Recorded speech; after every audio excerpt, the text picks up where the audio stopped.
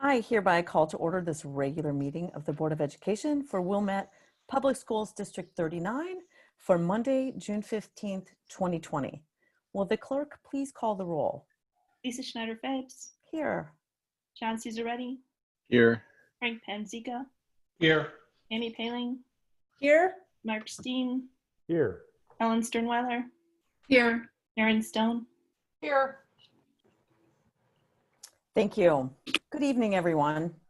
I wanted to open up this evening's board meeting with a message to our community and especially to our African American students, parents, faculty, support staff, and administrators.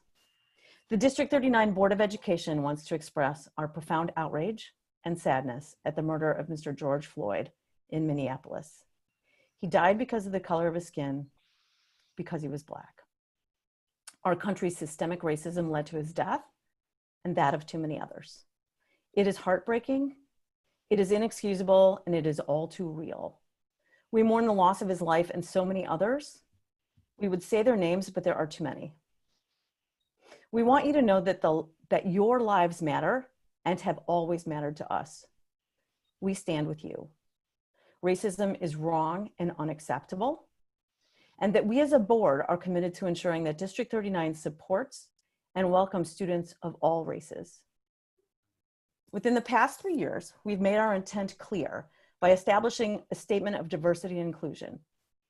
And last fall, a resolution condemning hate and deepening the district's commitment to a positive school environment. But we know that statements are not enough. You have our promise that we as a board will continue to work together with our administration to try harder, to do better, to make a more inclusive community. We as a board are committed to educating ourselves and our community about racism and how to make sure you are safe and secure in our school community. And we as a board will work with and support the administration's efforts to take an additional ongoing steps to ensure that our community is welcoming, accepting, and safe for all. This includes making sure our curriculum reflects the diverse experiences our students are growing up in. We will discuss the board's initial actions toward this commitment later this evening during Old Business. I wanted to ask for a minute of silence for Mr. Floyd.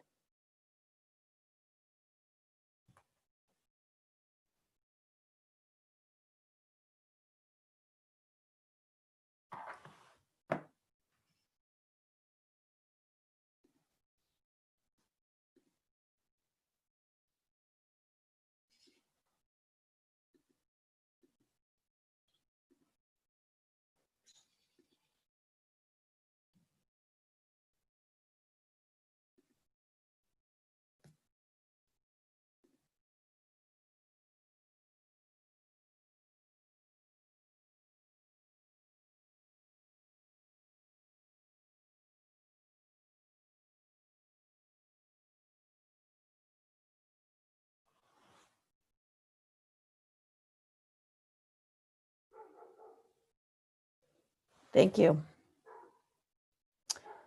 Now we'll start with the Pledge of Allegiance. Principal Becky Littman will have the central team lead the pledge tonight. Okay, I'm going to go ahead and share the screen.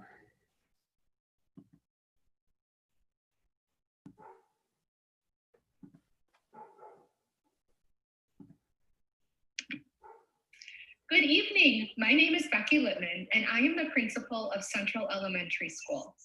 I am here with Assistant Principal, Mr. Anthony Haddock, and beloved PE teacher, Miss Kathleen Pack. Together, we are excited this evening to join you and to share the accomplishments of a few of our students who participated in our new Moving Through eLearning Club. As we moved into remote learning, we were motivated to get kids away from their screen and engage safely in movement. The Moving Through eLearning Club was created by Ms. Peth, one of our central PE teachers. It wasn't just created by me, it was through the influence of two of our participants that we have here with us tonight who emailed me and wanted to know if their outside activity could count towards our very popular mileage club. I couldn't do that because our mileage club is pretty strict, but I said, well, why not? So Andrew and Junie Rogers I give them the credit for helping me create our Moving Through e-learning club. Our club consisted of kids that go out and do any sort of activity that they chose to do. As long as they could track it, they could do it. As a community, we went 6,841 miles in 7 weeks. We had a total of 107 participants, and I gave out 384 moving certificates. This one is it looks like our 75th mile certificate. This one was by Dr. Kramascoli. And I have 5 of our participants here tonight who are going to give us their reasons why they wanted to continue moving and participate in our Moving Through e-learning club. I'm going to start from our youngest and go to our oldest. So Andrew Rogers. I liked the Moving Through e-learning club because I liked when we added our mileage into the computer. I liked getting the certificates. And then we'll go on to one of my first graders, Judy Rogers. I like the Moving Through e-learning club because I like competing against the other players. I also like getting miles and certificates. And I have a second grade participant today, Ariana Grasso. I like the certificates and knowing how many miles I went. And then I have one of my third grade participants, Braden Holcomb. I loved the competitiveness of the Moving Through e-learning club, and I also liked how we could run and bike and do whatever we wanted, and it definitely made me want to do longer bike rides and jogs. And then our one of our fourth grade participants, Riley Bertocchi. I love the Central Mileage Club, and Moving Through e-learning club is like a great substitute, and it kept me active and gave me something to do during the day. I thank all of you for participating, and I think 6,841 miles done by 107 participants was out of this world. Congratulations. Thank you, boys and girls. That was fantastic. Now, please stand for the Pledge of Allegiance.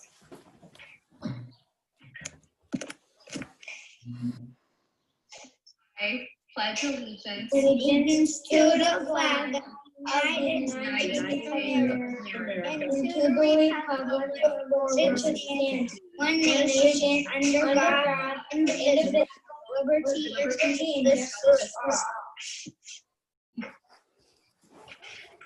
Thank you, everyone. Thank you, everyone. That was fabulous. Good evening. My name is Becky Littman, Hold and I on. am the principal of Central Elementary School. I am Okay. I want to say again that that was fabulous. And, you know, I just have to say, too, that I wished I knew about this earlier so that I could have joined because I needed to move more. And, you know, close to 7,000 miles, that is fabulous. I'm feeling a little unworthy about my own activity level now. Great job, everybody. So I'm going to move on to the standard announcement. I would like to remind everyone that this is a public meeting and that all are among neighbors and fellow residents. Appropriate conduct is expected from everyone. We ask that you speak only when called upon and that everyone treat each other kindly and with proper respect. Please refrain from distracting behaviors such as loud conversations, cheering, clapping, or booing. And I just want to remind board members that we will be doing roll call for all votes during remote meetings. So this is the first one we are going to do a roll call for. I seek a motion to approve minutes of the May 18th, 2020 Board of Education and Executive Session meetings. I move to approve the minutes of the May 18, 2020 Board of Education and Executive Session meeting. May I have a second? Second. I'm sorry, I didn't hear one. Could I have a second? Thank you, Mark. The motion has been made and seconded. Board members, are there any comments, errors, or omissions to the minutes? Seeing none, clerk, can you please call the roll? John Caesarretti, Yes. Frank Panzica, Yes. Amy Paling, Yes. Mark Steen, Yes. Ellen Sternweiler, Yes. Aaron Stone, Yes. Lisa Schneider-Fabes. Yes. Great. Motion carries by general consent. This is an opportunity for the community to address the board. The district has requested that public comments be emailed to publiccomment@wilmette39.org.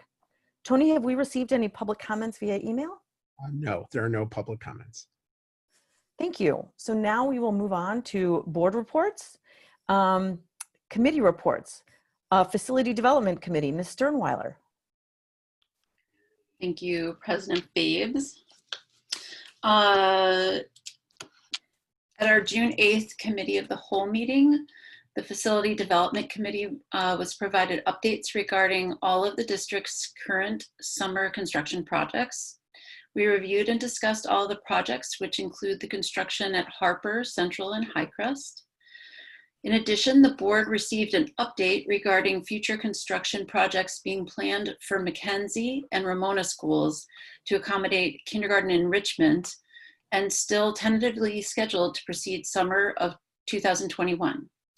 The administration has initiated work with STR and Nicholas and Associates to review the original high-level Mackenzie and Ramona construction plans that were developed as part of the phased-in kindergarten enrichment construction plan a couple of years ago. We're currently exploring several design options and examining our space needs to update those plans. And the team plans to bring back preliminary schematic designs to the August Committee of the Whole meeting. The FDC also discussed the Highcrest outdoor classroom and garden bids, which originally came in much higher than we expected, or they expected. Due to this, coupled with significant challenges to access and maintenance as a result of the pandemic and the construction this summer, adjustments to the timeline are now being recommended. Ellen Crispino will provide more information on this in her report on this item later in the agenda this evening. And I believe that is all, so I will turn it back to you, President Fabes.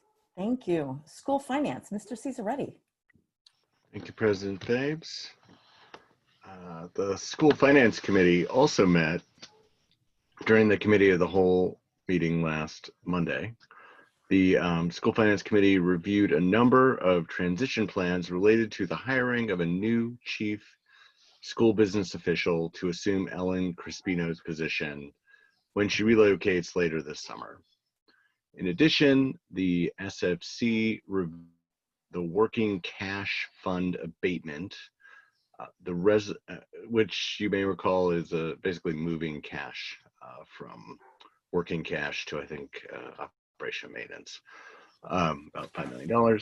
The resolution, we also looked at the resolution adopting disclosure compliance policy, which was recommended to us by our lawyers, and the July payment resolution, as is typical for this time of year. Each of these items are seen later on in this evening's agenda. Finally, the SFC reviewed and discussed summer programming fees. Due to COVID-19, we have had to alter the summer programming options. All enrichment classes have been canceled and academic classes have been planned to be delivered remotely. In order to provide a variety of options for families, we have added a new program this summer called Jump Start to Fall that will provide a short 2-week review and preparation for the new school year. Due to the short time frame, fees for this class are different from the fees previously approved. The board expressed support for the recommended fees, which are recommended for later action on the agenda. And with that, I will turn it back to you, President Fabes. Oh, excuse me, I was on mute. Thank you very much. Next, we have the Strategy Committee, Mr. Steen. Thank you very much. So this report comes in two parts. First, we'll address the 2019-2020 school year, and then the 2020-2021 upcoming school year. So the 1920 school year has obviously come to an end, and the district is very proud of what it's accomplished along its strategic plan goals, and we will get a report on that later tonight in Katie Lee's report to the board. For the 2021 school year, things are not going as expected, and so the strategic planning process will be adjusted to reflect that. The district has put on hold the strategic planning process that we expected to have overall for the board and the district, and we will be doing that in the second quarter of the academic year, so towards the end of the fall next year. In the meantime, the district will be developing a strategic plan for 2021 along similar lines to what we normally do, similar calendar, etc. However, the majority of that work will be focused on how to provide excellent and safe education in a pandemic environment. In addition to that, there are a couple of things from the prior year that we will want to tie up, and the district will be working on that, and a few limited new initiatives. The final piece of strategy is the CRC is providing its report to the Board of Education in a coming up meeting, and we will expect some of their recommendations to be included in the 2021 school plan as well. And that's it for the strategy report. So I'll turn it back over to you, President Schneider-Fades. Thank you very much. Next, we'll have the Parent Teacher Advisory Committee. Ms. Stone. Yes, the Parent Teacher Advisory Committee met last week to review board policies related to discipline and student behavior, the discipline section of the parent handbook, and bus procedures. Based on a review of policies 7:190, student behavior, the committee made some recommendations that will be presented to the board at the next committee of the whole meeting. Other recommendations address changes to the discipline section of the parent handbook, updates to the transportation handbook, and the need to eliminate pronouns in policies when they are next updated. Terrific, thank you. Next, we're going to go to the liaison reports. We have a report from the Illinois Association of School Boards. Ms. Sternweiler. Sorry, I had to unmute. Brief report. The Illinois Association of School Boards continues to plan for the November 20th through 22nd 2020 Joint Annual Conference in Chicago. ISB has delayed the conference registration online until late July as they continue to monitor the pandemic. So they'll be providing more information later on. And along with that, I know we haven't discussed this since the beginning of since the beginning of the pandemic, but ISB resolutions, the deadline is fast upon us. It's June 24th. So if anyone has any resolutions to write and submit in the next 14 days, we are less than that actually, June 24th. ISB member districts still have time to submit resolutions for consideration by June 24th for the 2020 Delegate Assembly. The deadline is next Wednesday. And for those of you that have not been involved in this, it's actually a very important, I'm so sorry. It's actually a very, very important process. It's just that this whole year has been so lagging and mixed up that we haven't really been on top of this.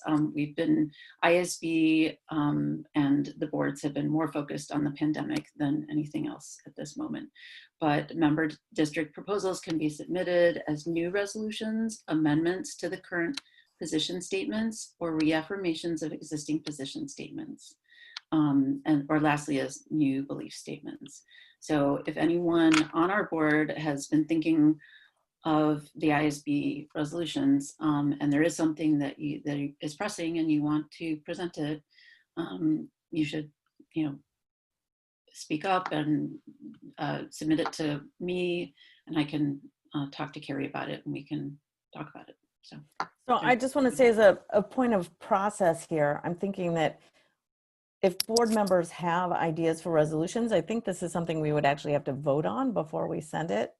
Yeah. And we have a super short time frame. So I just want you to think about whether or not you have ideas, and let's talk about this during new business. Yeah, it was posted they weren't posting on this regularly. They've been posting about other things and kind of Zoom calls that they've been having. And suddenly this popped up. It wasn't something that they were advertising a lot of. So this was as big of a surprise to me that this popped up all of a sudden, but it is actually very important. So, in the past, last year, we did propose something. So back to you, Lisa, sorry. No worries. Thank you. Well, it's just, yes, we have a week. We can, if people have something we want to advance, right, we'll talk about it in new business. So thank you. Let's do it. Okay. The next is legislative update. Ms. Stone. Yes, the couple Senate bills got sent to the governor at the end of May, and he just signed them a few days ago. So they are now laws. Senate Bill 2135 is now Public Act 101-0640. And that codifies the governor's executive order allowing for school boards to conduct meetings without its members being physically present in times of emergency. Talking about that gives me a little bit of a meta moment there. And then the other one is Senate Bill 264, which is now Public Act 101-0637, which contains the fiscal year 21 state budget. It adds no new tier money, budget line items held flat for grants for early childhood, career and technical education, and mandated categoricals. And new funding will be distributed in a manner that prioritizes low wealth districts. Thank you. So next we'll move on to information items. Dr. Cremascoli, I think you can just go straight down the list without my interference.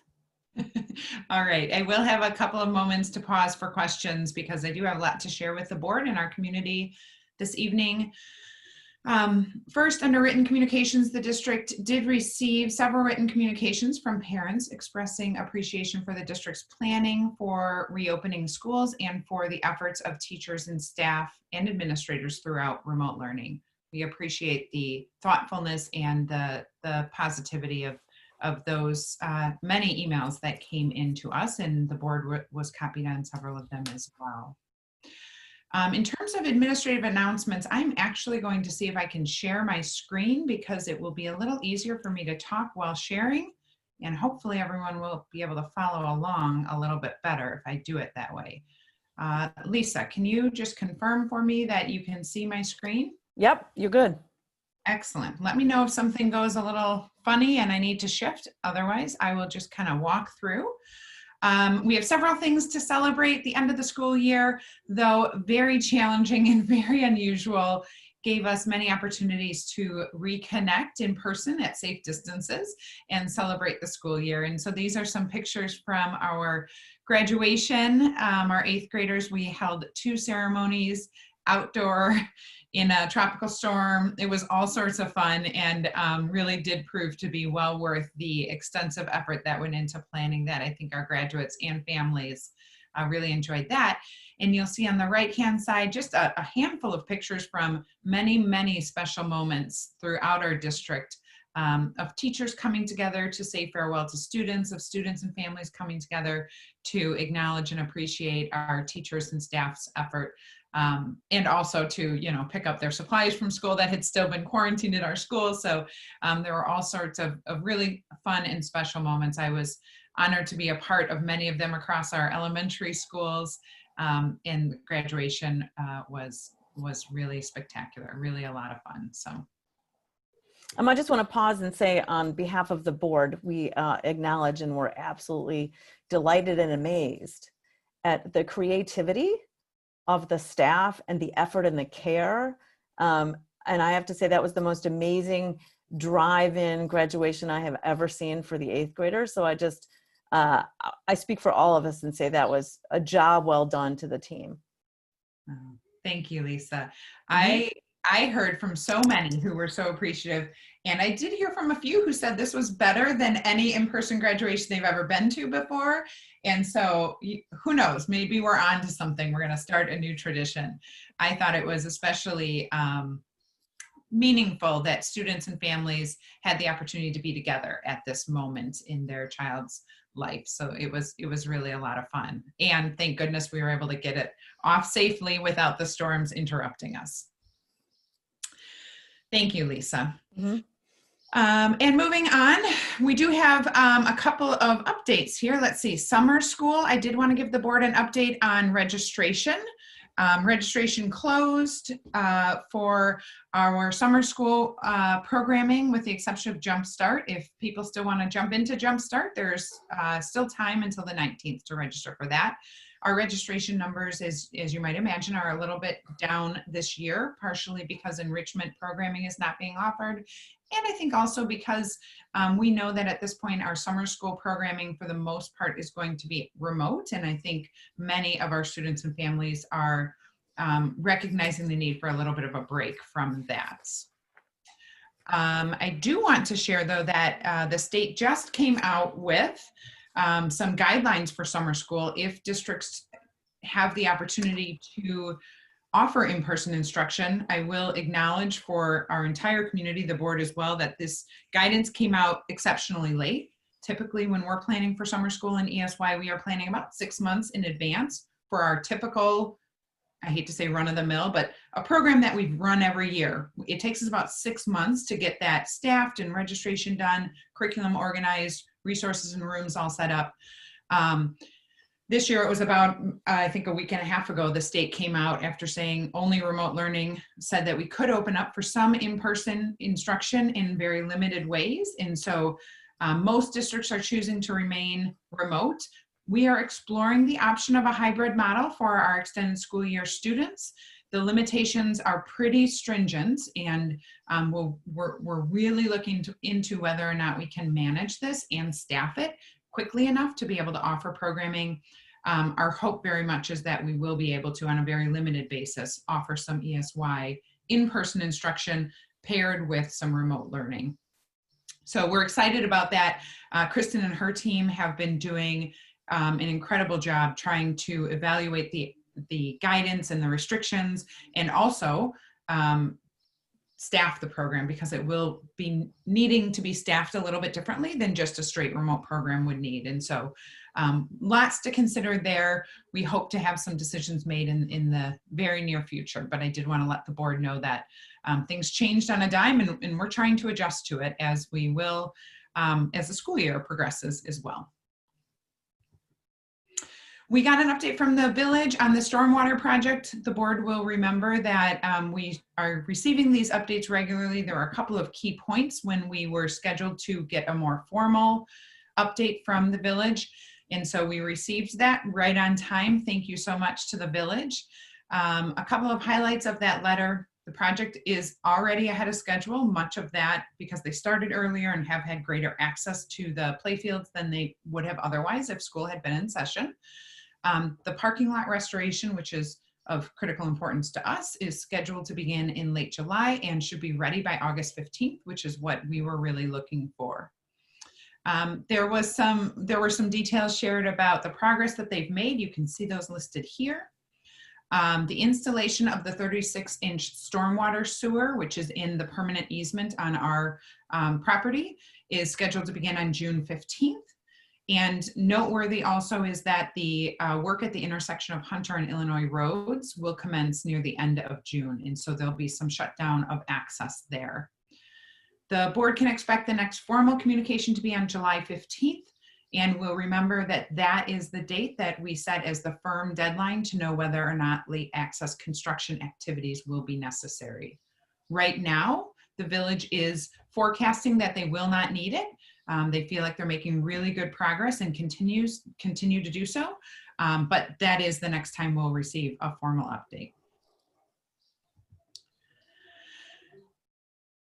As school came to a close, we did some reflection on remote learning. Some of that came through surveys. We surveyed our parents and our students and our teachers, but some of it came through teacher collaboration. And the June 10th and June 11th were reserved for these planning opportunities by our teachers so that they could reflect on how far students had progressed with regards to their learning standards, where we saw successes, where we saw struggles, and to help us plan for the start of the new school year. These 2 days were used incredibly well, obviously not in person, bless you, Mark, but we're done remotely, just like we're meeting here, teachers were meeting as well. So I wanted to review just a few things that they found in terms of areas of concern and our planning for that, as well as progress. At the K-4 level, our elementary schools, most students engaged successfully throughout remote learning. There were some areas of concerns that were identified, but you'll see through the data that relatively small percentages of students experienced concerns that were noted by our teachers. So somewhere between 2 and 4.5%, 5% of students struggled in one of these areas, either academic performance, low engagement, or some social emotional concerns. Those students who displayed concerns across all 3 areas, obviously those are our high priority students that we really want to connect with and engage with and hope to be able to support as they transition back to in-person instruction, hopefully in the fall. So about 24 students of all of them. And then there were some students who showed 2 of the 3 areas of concern. So again, our teachers have identified those. They worked throughout remote learning to really engage and support student success. And for most of our students, that was relatively successful, all things considered. But for some, it really continued to be a struggle. And so that's where we will focus as we progress to the fall.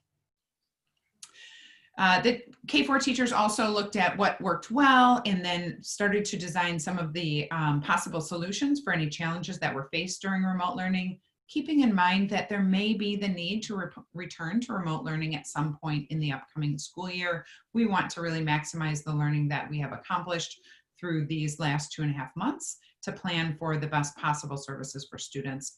They also did some articulation meetings across grade level as well as vertically. At our middle school and junior high school level, students also, for the most part, were able to engage successfully through remote learning. And what we found is when students engaged, they experienced pretty good success in their learning.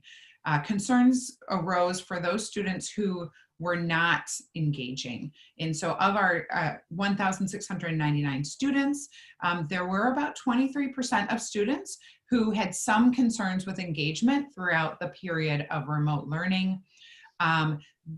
Those concerns could be anywhere from no engagement to just low engagement, or some inconsistent periods. Sometimes students were engaging and other times they weren't. And then some students really started off strong and then kind of fell off as remote learning just went on and on for them. So the teachers were able to identify what challenges students were experiencing, and we'll be planning for how to support them as we return to in-person instruction. We did have some students who did not engage in 1 or more classes. It was about 9% of students, and you can see that that varied across content areas, with the highest non-engaged students showing up in PE and in creative arts.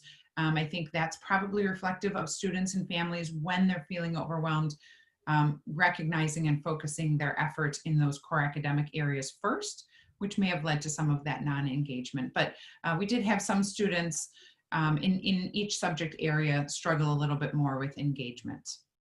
One thing we did note is that non-engagement in classes was more prevalent at the higher grades. And we kind of saw that throughout the entire district, where we saw our younger students really engaging.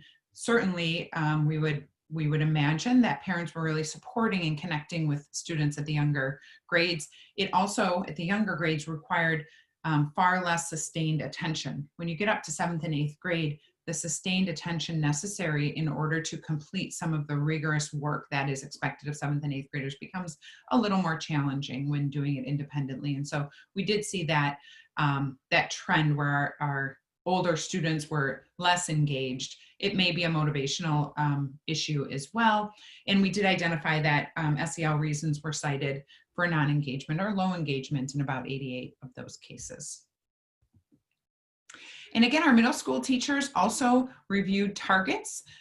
Students averaged about 75 to 95% of meeting the various standards across content areas when they were engaged.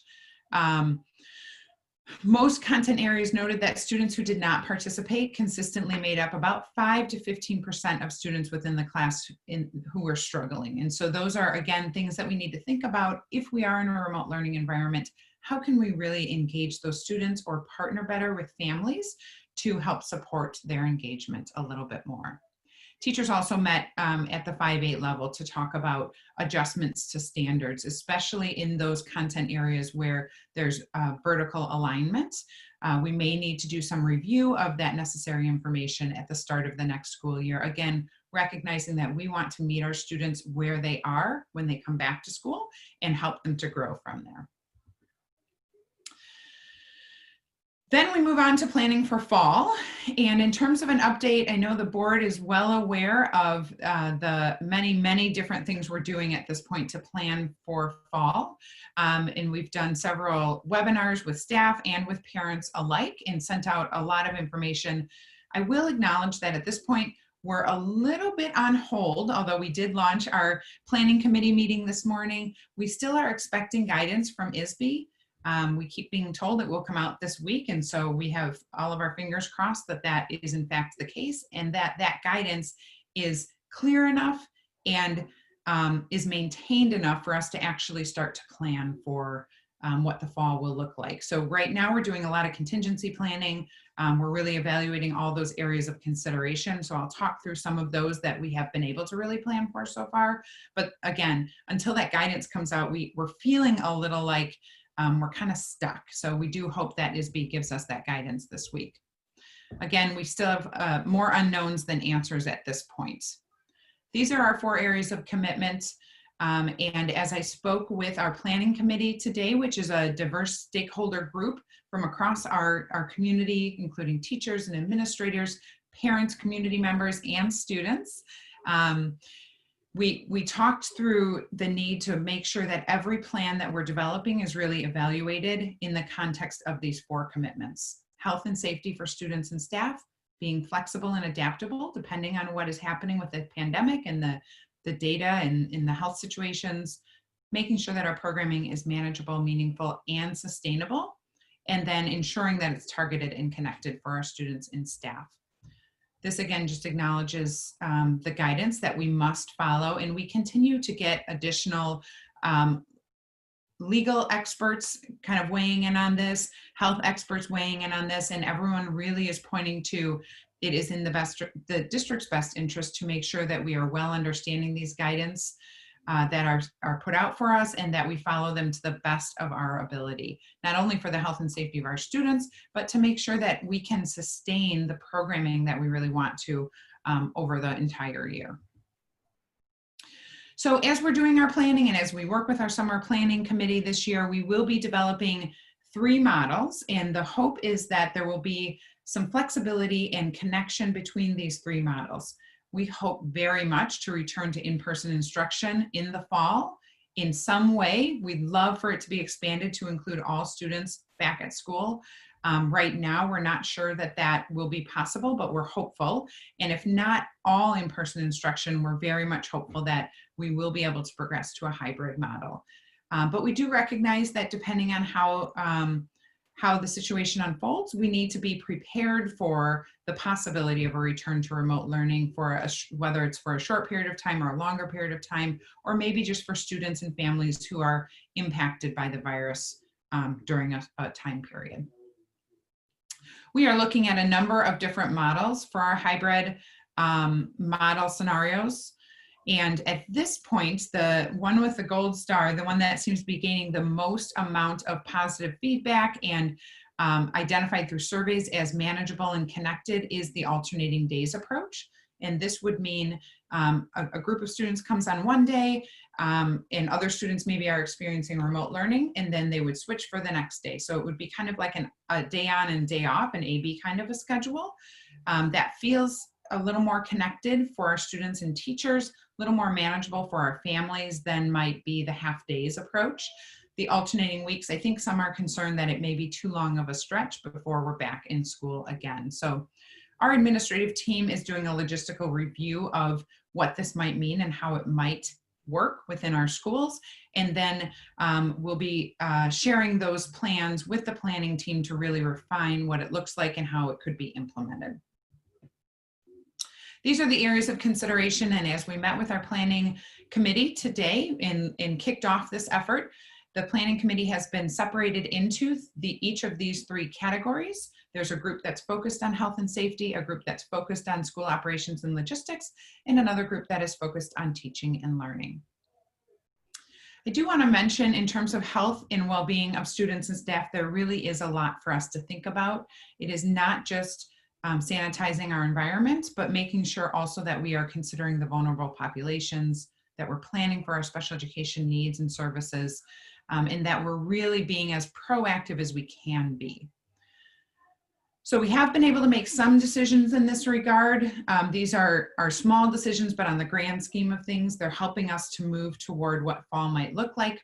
We expect in the fall that the guidance of continuation for using face masks when you're indoors or in close proximity of people outside of your immediate family, you should be wearing a face mask. So we expect that to be the case for our staff and for our students. For our staff, as an additional layer of protection for staff and students, we'll have face shields provided for them as well. For students at their desk, we have some sneeze guards that, again, will just give a little more privacy and protection for our students within the classroom. And then what you see all the way to the right is it is a thermometer. It's a thermal camera, essentially. And so it will help us to check temperatures, which we understand to be the guidance at this point, as students are entering our school buildings, and to do so as efficiently as we possibly can. The other area that we're really focused on right now is the physical restrictions for social distancing. Again, we have received quite a bit of guidance from the CDC and the Illinois Department of Public Health on what this might look like in the fall.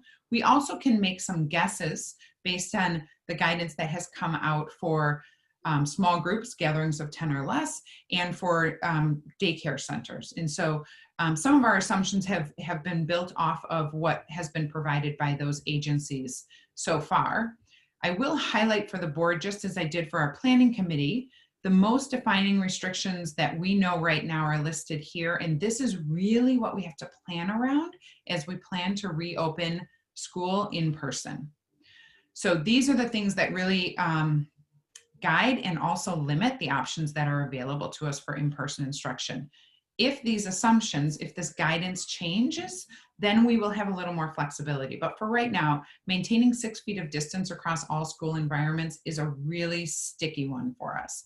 It is very hard. Our schools were not designed to have people stay that far apart from each other, not in classrooms where we're expected to serve 25 students within a class. There isn't enough square footage to separate them.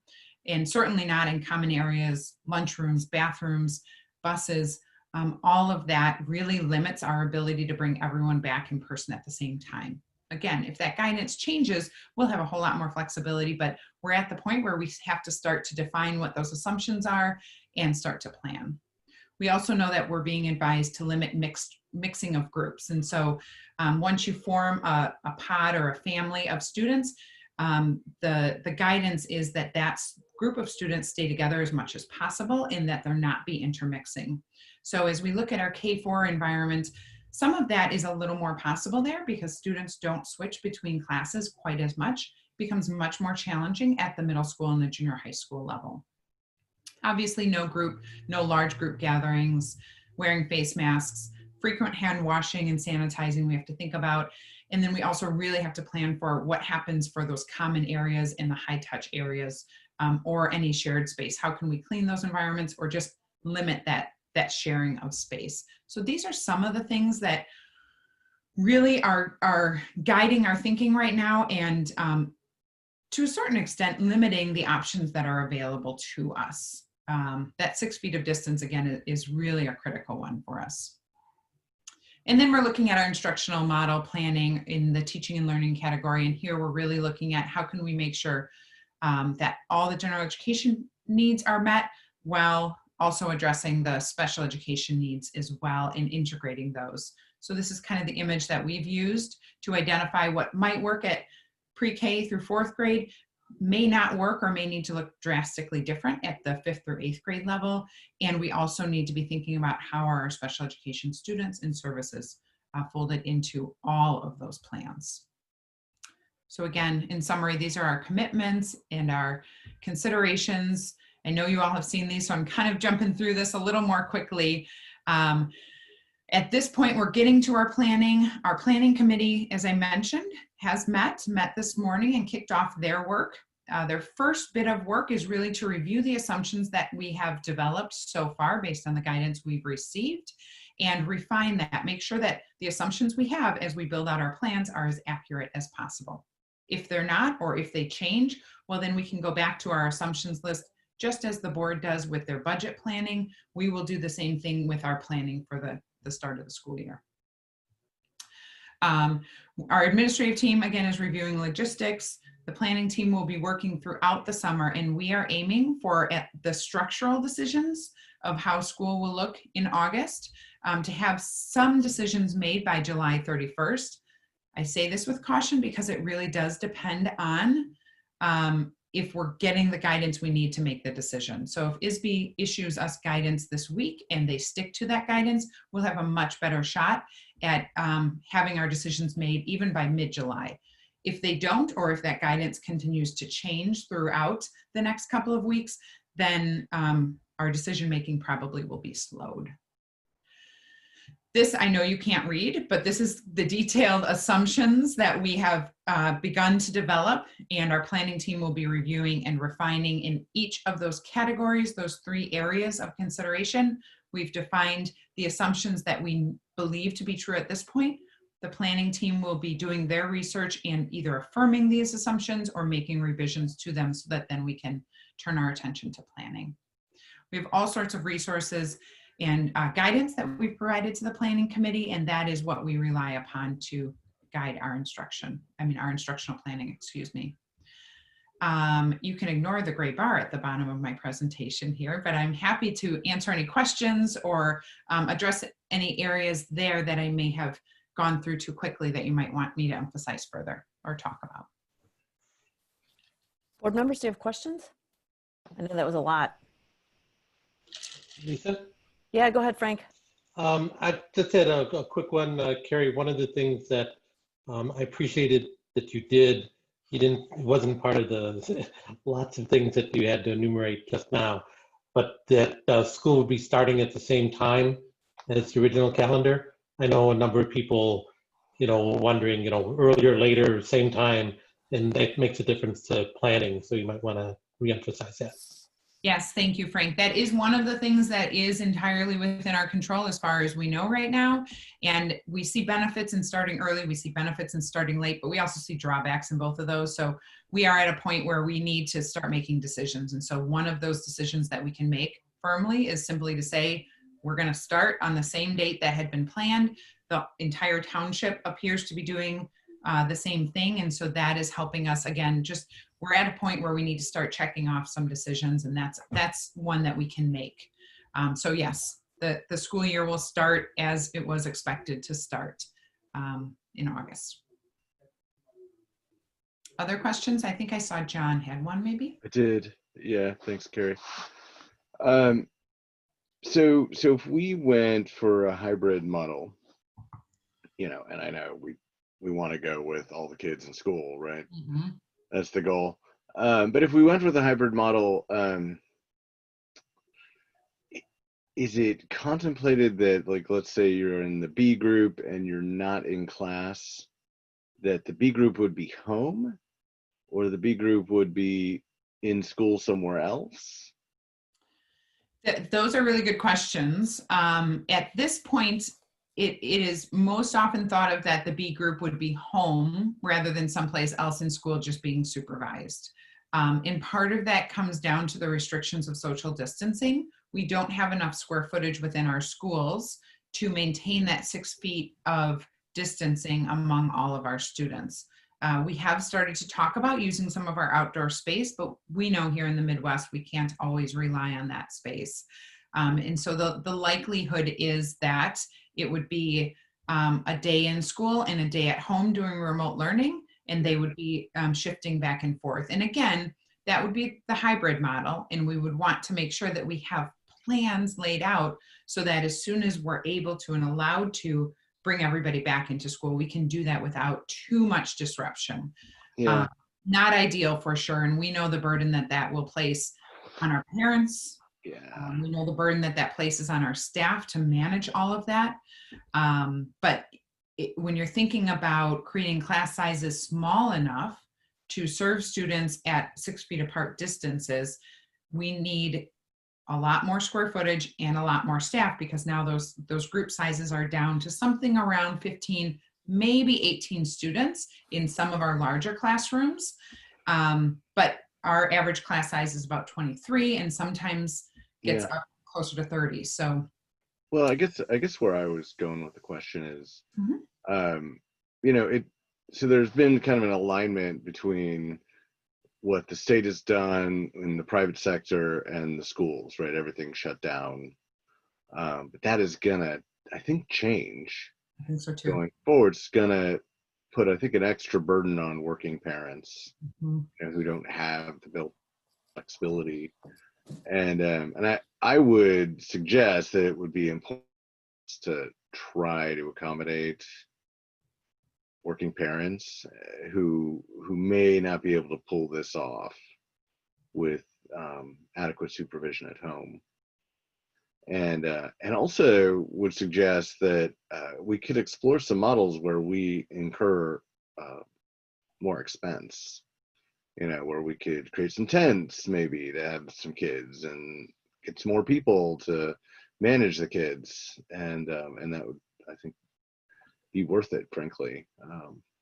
And I'd open that. It's my opinion, but I think it's something we should prioritize.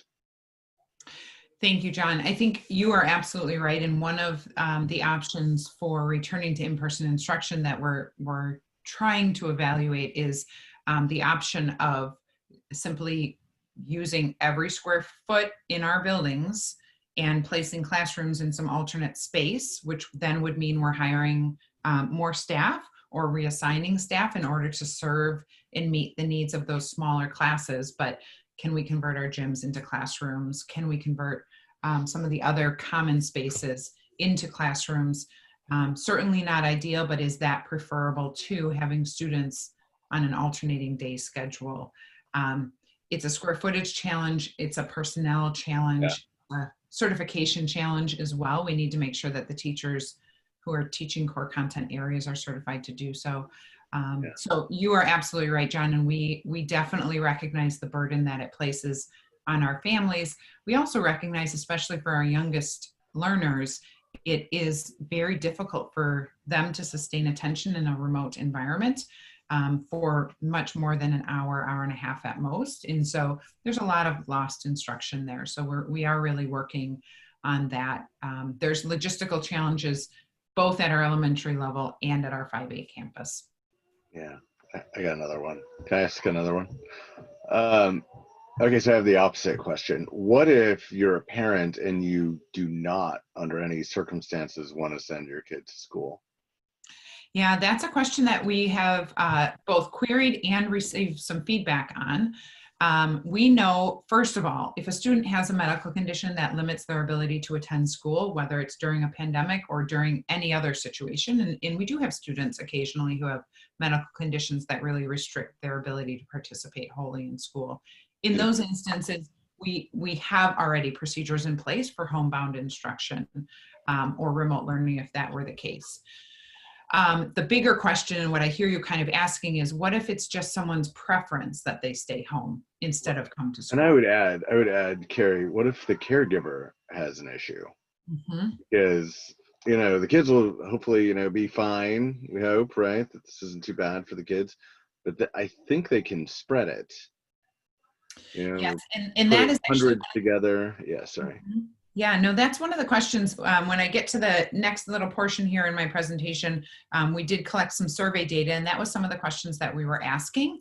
And if a family member requires that kind of really strict quarantining, in all likelihood, that would also qualify as a medical condition requiring homebound instruction. So we absolutely, for those unique situations, we will be, I think, required to provide some services for those students. The bigger question and the more challenging question for us right now is, what about those families who aren't comfortable or prefer to stay in a remote learning environment, even though we're ready and able to provide either a hybrid model or an in-person instructional model? Yeah. It would be our hope that we can accommodate remote learning options for families, because we do recognize about 10% of our families have indicated that they would prefer to remain in remote learning. Right. In some instances, depending on how you ask the question and the scenarios that we're presenting, that jumps up to 20% of our families. Yeah. The challenge then that we face is we're already overtaxing our staff by separating them into smaller groups for in-person instruction so we can maximize in-person instruction. Someone has to also be teaching the students who are in a remote learning environment too. That probably wouldn't be the same staff member. And so again, your offer of we may need to hire some additional staff may in fact be one of the things for this short time period. For this next school year, we may have to look at how are we maximizing the staff we have, and how are we potentially hiring a few more teachers in order to address the various needs that exist. I don't know that we'll be required to offer a remote homebound experience for students who don't have medical conditions requiring it, but it may be mutually beneficial to do so. So it is something that we're looking into for sure. Yeah, I'll stop at this, I promise. Do you feel constrained budget-wise on, or I'm sure you do, but do you feel like we should weigh in on how much more we'd be willing to incur as a board in making this work out as best as you can make it work out? You may need to weigh in. Come July, when we have a little more knowledge and understanding of what could be possible, we may need to come back and talk to the board about what that means for staff. Right now, based on our preliminary estimates, it would mean at least one additional teacher at every grade level at every elementary school, and at some grade levels, 2 additional teachers. And that is just to break group sizes down enough to be small enough to social distance. So if you kind of do that math over our 4 elementary schools times 6 or 7 additional teachers, that may not actually work within our budget.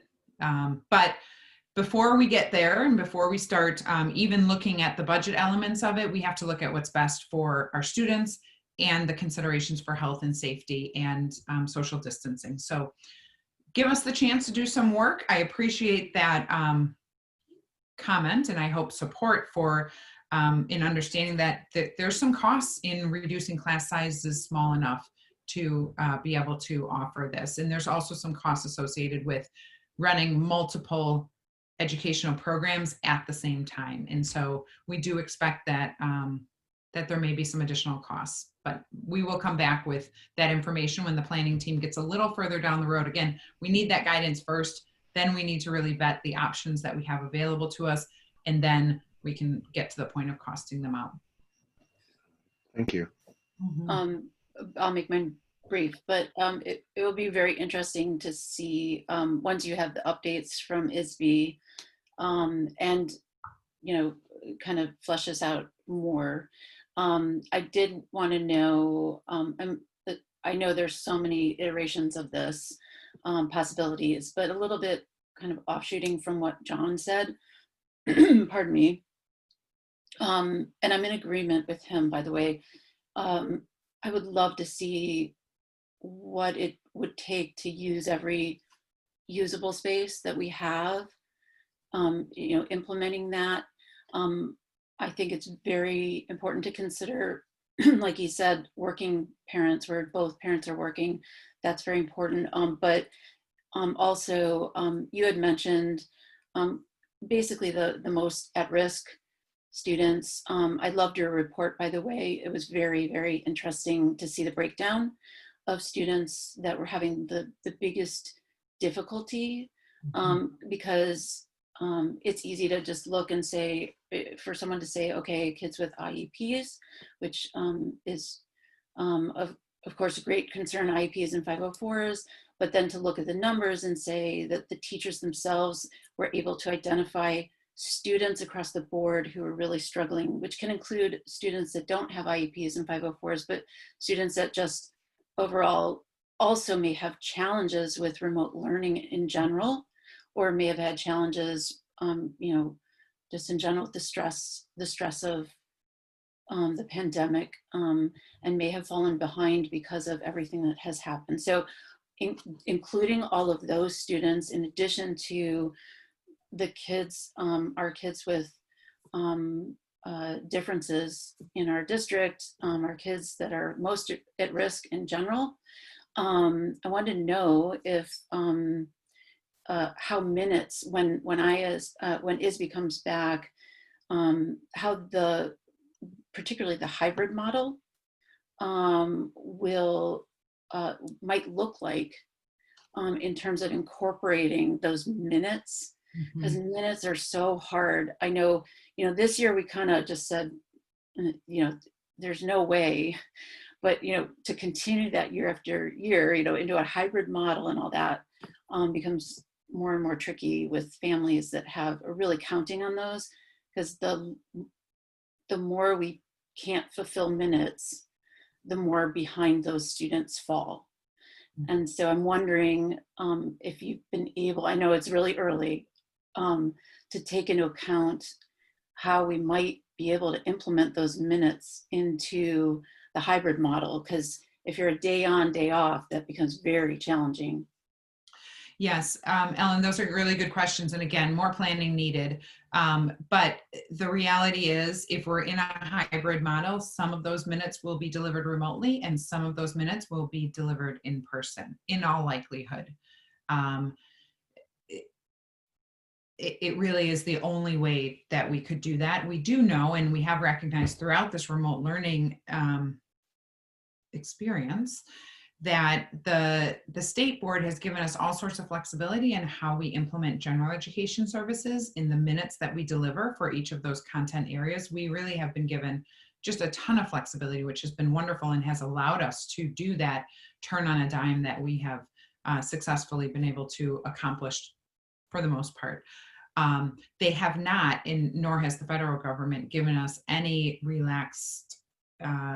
relaxation of the requirements for special education. And so that has really caused some challenges for us and for our students and families, because we're living in this world that it wasn't really designed to be. So it will need to be a hybrid model. And if it's hybrid if some is in person and some is remote, the same would be true for our special education services and programming. And then it becomes, how can we best maximize the in-person time that we have and make sure that we flood those minutes as much as possible and prioritize some of what we're doing. So that goes back to what John was saying, kind of in keeping also with parents that are two working parents, like possibly the notion of prioritizing the minutes for family, the minutes in school for families that might really need it. It's a possibility of thinking it that way. Just a thought. Yeah, thank you.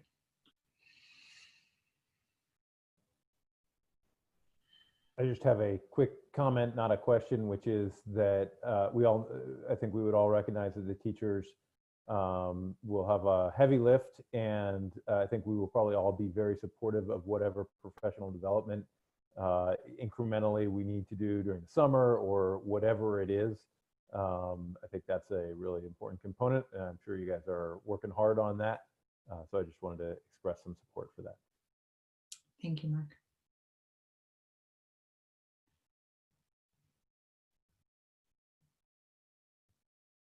Oh, Lisa, you're muted.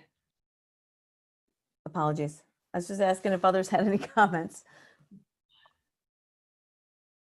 Okay, we should continue. Thank you. Thank you Yes. for that. We did gather a whole lot of survey results, and so I did want to give the board at least a glimpse of this. Chike has done a wonderful job of putting together the survey data into an executive summary format that goes to the planning committee along with all of the questions in input and narrative format as well. But for the board this evening, because we just finished getting all those survey results back, I did want to just highlight a few things that quantitatively are pretty clear and can be well summarized in this kind of an environment. So again, we received so many responses, over 2,000 responses from parents and teachers and other faculty members, support staff, and from students as well. And the students' responses were especially fun to read, but just a lot of really insightful comments, and we asked some closed questions as well. So I'll kind of just highlight those for the board this evening, and know that the open-ended questions are really being analyzed as well and will help to guide the work of the planning committee. So we asked some questions about the manageability of each of the hybrid schedules, and across the board, across each of the stakeholder groups, interestingly, even down to the students, the alternating schedules, the alternating days, excuse me, seem to be the most manageable for each of the stakeholder groups, as opposed to alternating weeks or half days or some other kind of rotation. We also asked about which would best support student learning opportunities. We asked students what feels like it would have the most positive impact on your learning. And again, alternating days one out. There are some nuances here, and for teachers especially, teachers think in terms of small group instruction and half days, and so they recognize the benefits of that in terms of student learning. The manageability of that is still leaning more toward the alternating days, but it does seem like we have a model that seems a little more favorable, a little more manageable for us based on stakeholder feedback. We asked about hybrid schedule preferences, and what I thought was really interesting here is not only did parents and students identify most frequently the alternating days of in-person learning and remote learning as being the favorite, so to speak. It's not overwhelmingly the favorite. It just, it did receive the greatest percentage in each of those surveys. But more interesting is that about 10% of parents and about 20% of students said, none of these models will work for me. A hybrid model will simply not work for me or for my family. So again, things we need to really think about as we're trying to plan for the next school year. We asked parents some questions about reopening school in light of the PPE and other equipment requirements, and in light of social distancing and other significant adjustments. And the feedback we received was overwhelmingly in support of returning to in-person instruction as much as possible. And so this is noteworthy because we do recognize that there is some worry and some concern about returning to school. But when asked explicitly, would you be willing to send your child to school, even if this is the environment in which we have to operate? And somewhere between 88 and 91% of families said yes, even in these extreme circumstances, though not ideal, I could make it work. If offered the option to continue with remote learning, this is where, again, 21% said very likely or somewhat likely they would consider staying in remote learning instead of coming back to in-person instruction. Clearly, overwhelmingly, families would say, no, I'd prefer to return to in-person instruction, and even under these circumstances, ready to do so. But it is noteworthy that if given the option, there are some families who would choose to stay home, as John, you were alluding to. Until we can return to full day in-person instruction for all students, this question was, the only solution that seems realistic and equitable to support meaningful and connected student learning is continuation of remote learning. And you'll see quite a difference here. Parents overwhelmingly are saying, I strongly disagree with that statement.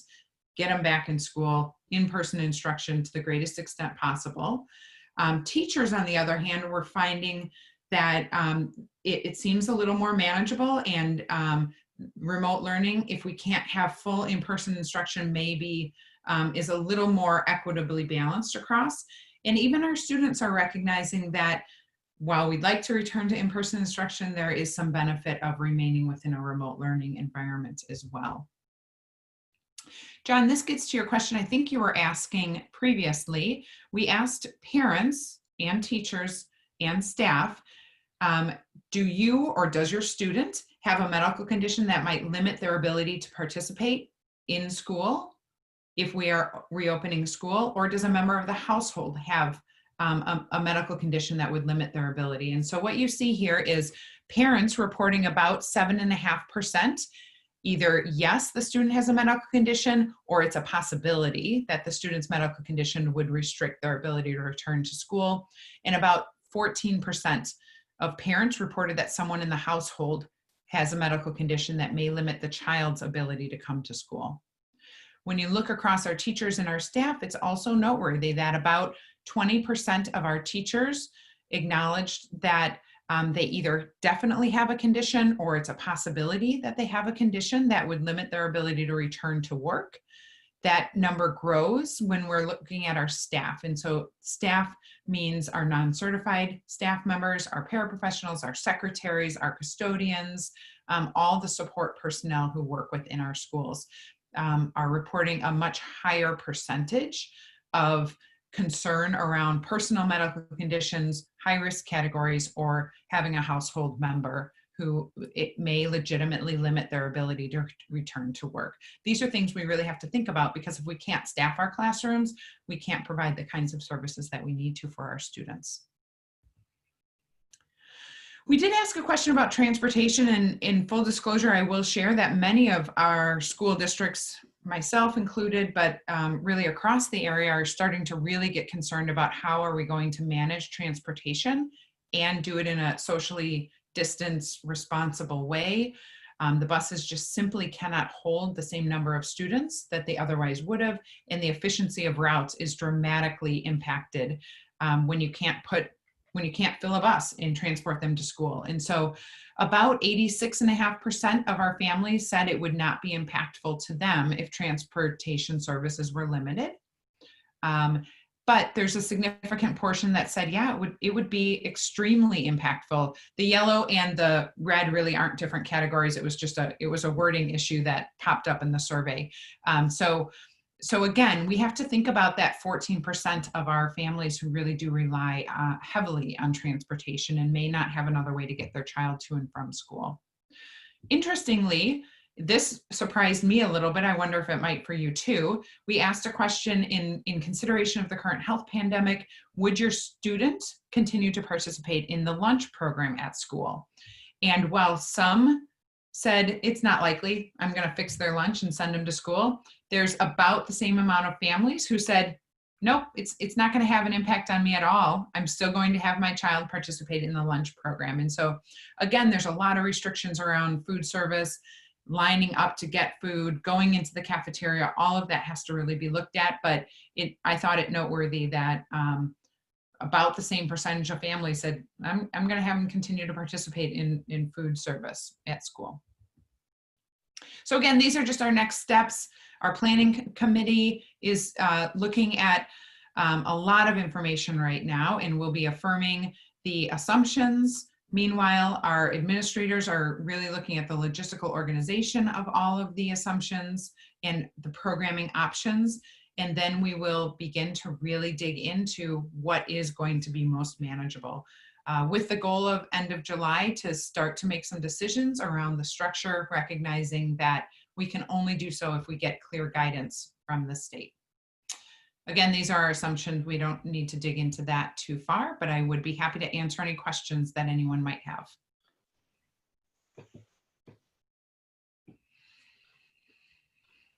Board members, any questions? Yes. Go ahead, Frank. Just because I recognize that it is one of the trickier logistics issues is the transportation. one of the things that we always talk about there is the elasticity of the bus ridership. But, you know, there is, if there's a fundamental need, do we know how much they're willing to pay for that need?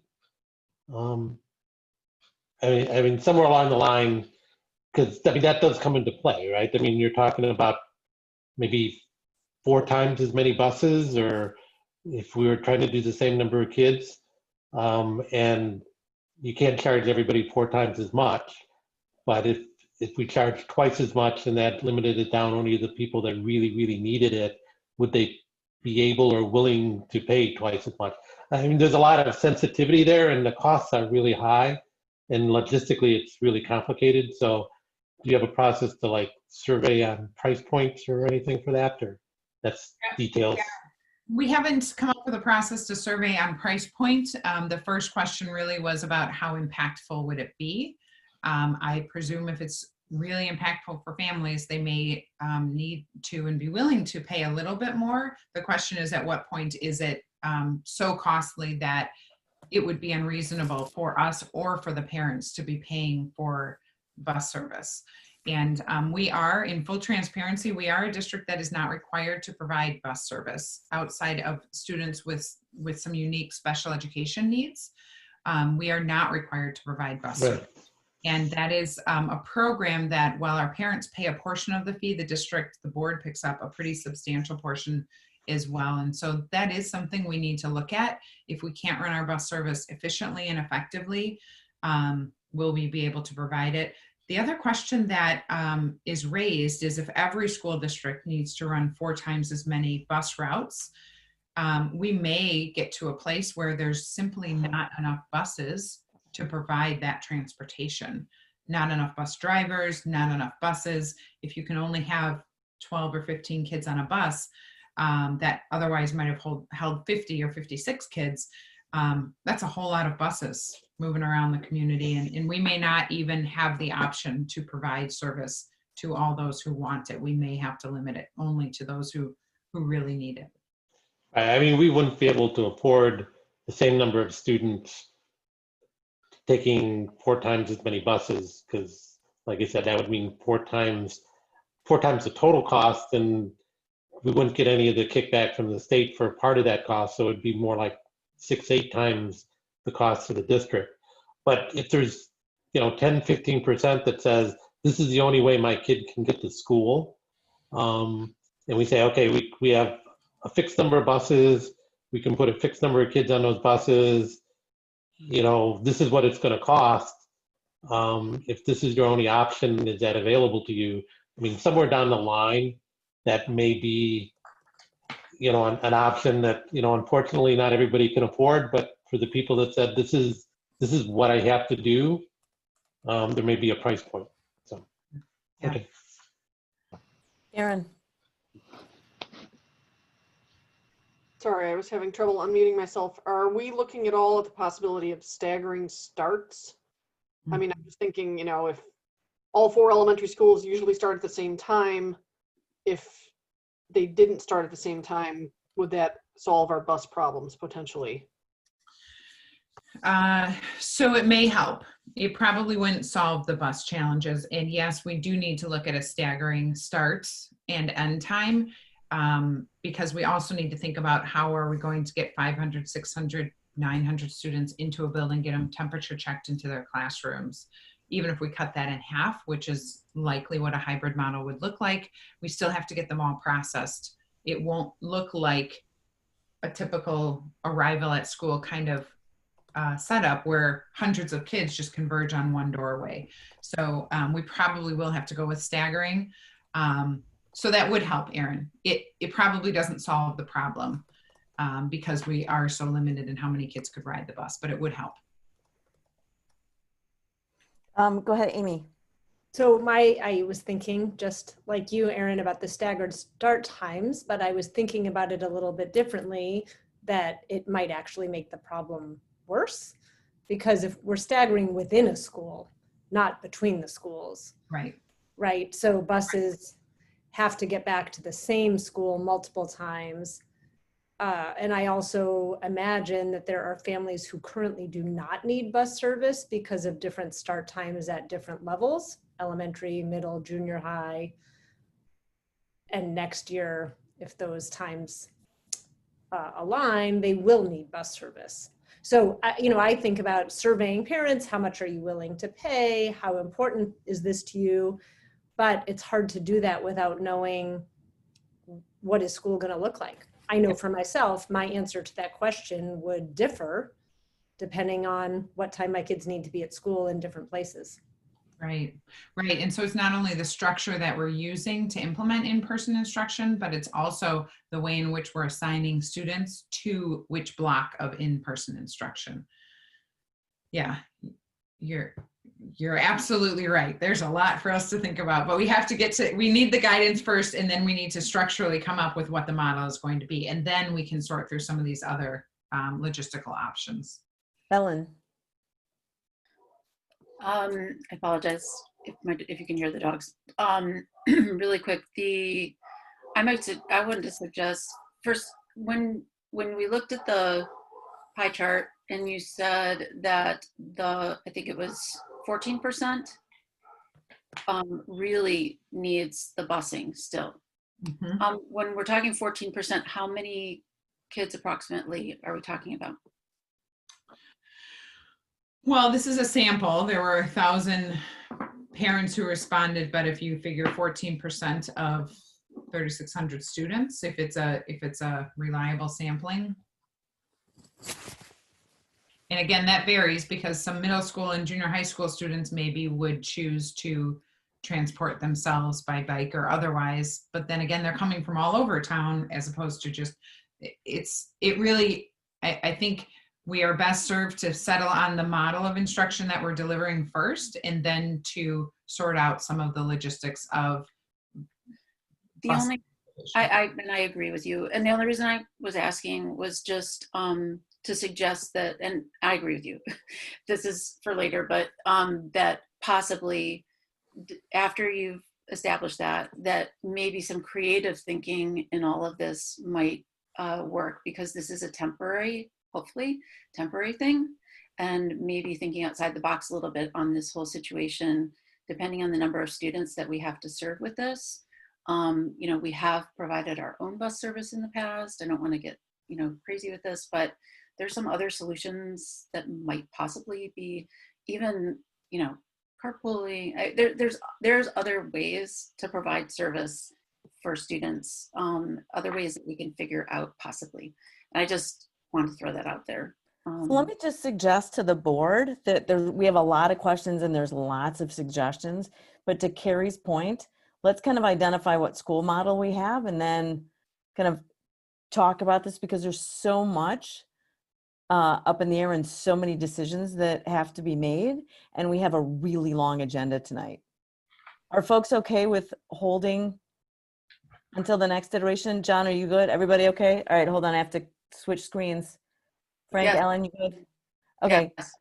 Thank you all. This is a long meeting, and there's just so much unknown. Okay. Thank you. Mm-hmm. That was an amazing presentation. Thank you. And I know what you're doing is very hard. Thanks. Then the only other report that I have is related to the Freedom of Information Act. The district received a FOIA request from Jonathan Fagg of ABC 7 requesting information related to student attendance during the period of remote learning, as well as how attendance was tracked. And so that FOIA was responded to.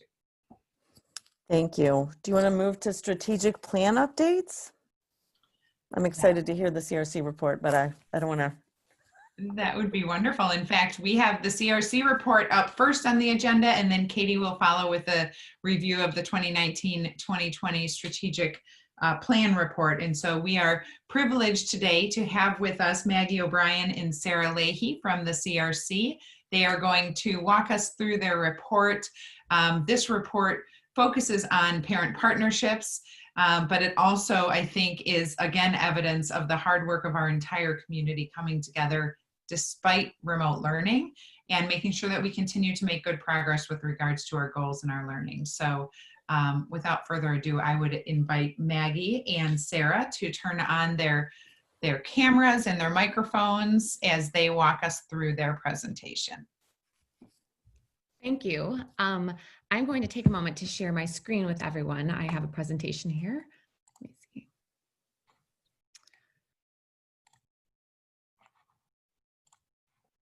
Okay. Tony, can everyone see this? Yes. Okay, You can. perfect. Great, thank you. Okay, well, like Dr. Cremascoli said, my name is Maggie O'Brien. Let me see, sorry. Okay, my name is Maggie O'Brien, and it was my great pleasure to serve as a CRC president this year. Presenting with me is Sarah Leahy. Sarah served as a CRC vice president and played an instrumental role in putting this report together. This year, the CRC was comprised of 23 dedicated individuals.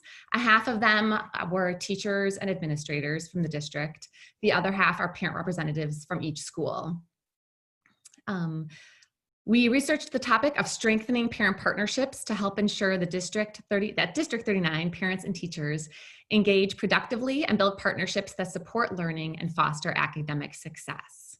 For some reason, it's not slide here.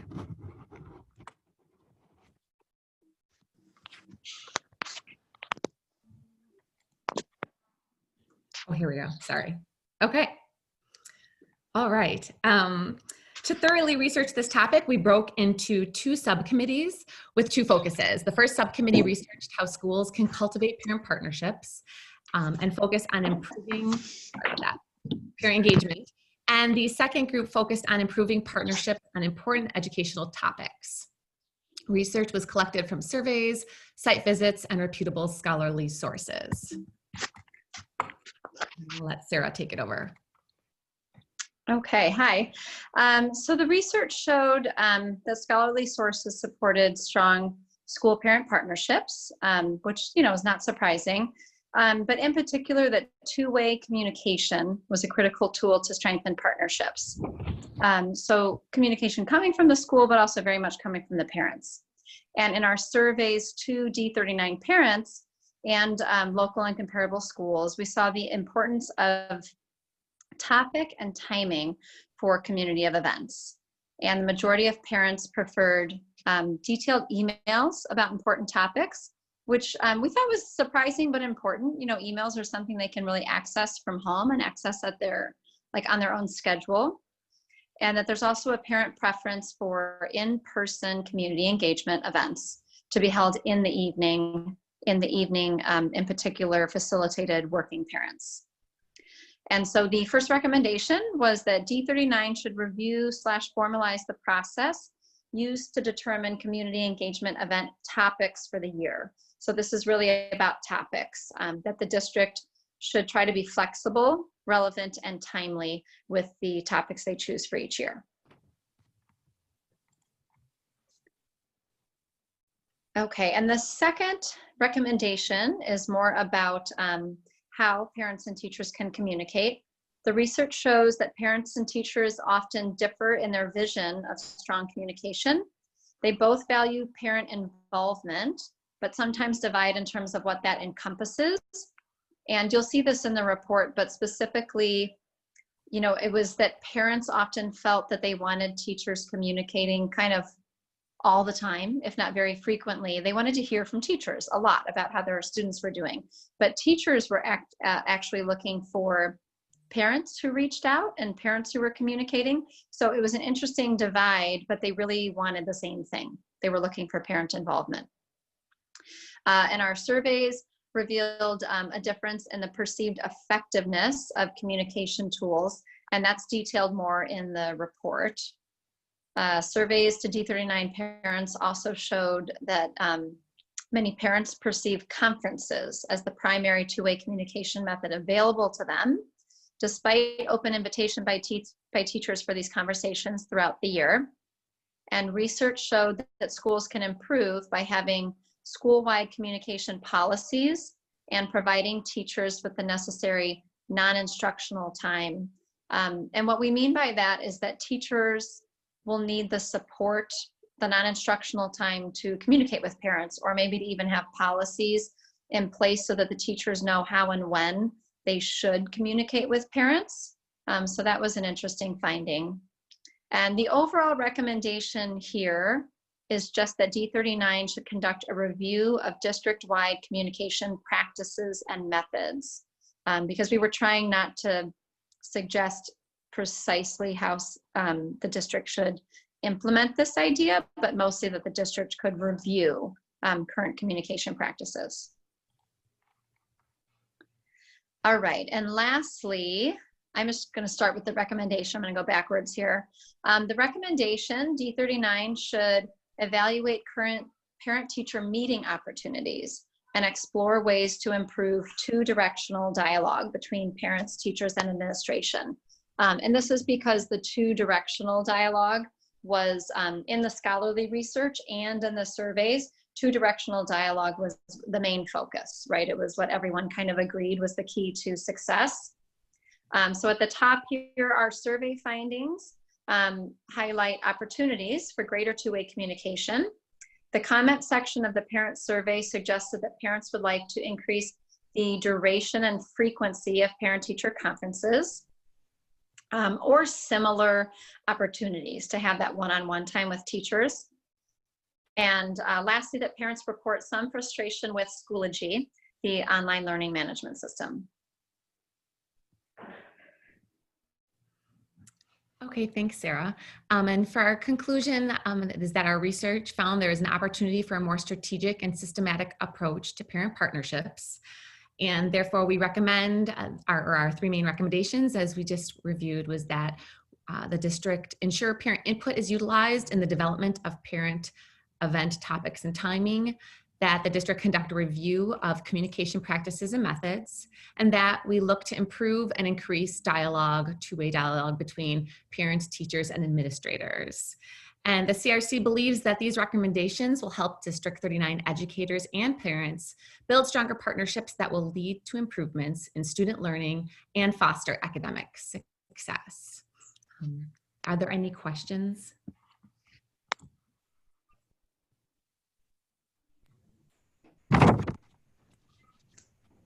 Lisa, I think you're on mute. Oops, sorry. Thank you. Before I take questions on behalf of the board, I just want to say to Maggie and Sarah, thank you so much. Many of us have been on the CRC for years, and we know how much work goes into this. And you not only did this, you did this during a pandemic, finishing it up. So thank you very much. Board members, I saw hands raised. Frank. First, I wanted to reiterate the quality of the presentation, both the written and tonight. I think over the years, these have gotten much more concise and precise. And this was the best one I've seen so far. So both, like I said, in the written and in the presentation tonight. So a very good job from that standpoint. I had one quick question because I know we're a little short on time, but when I was reading through the report, it was clear, and you pointed it out in your summary, that the parents were hoping the teachers would talk more, and the teachers were hoping the parents would talk more, which offers a lot of opportunities, I suppose.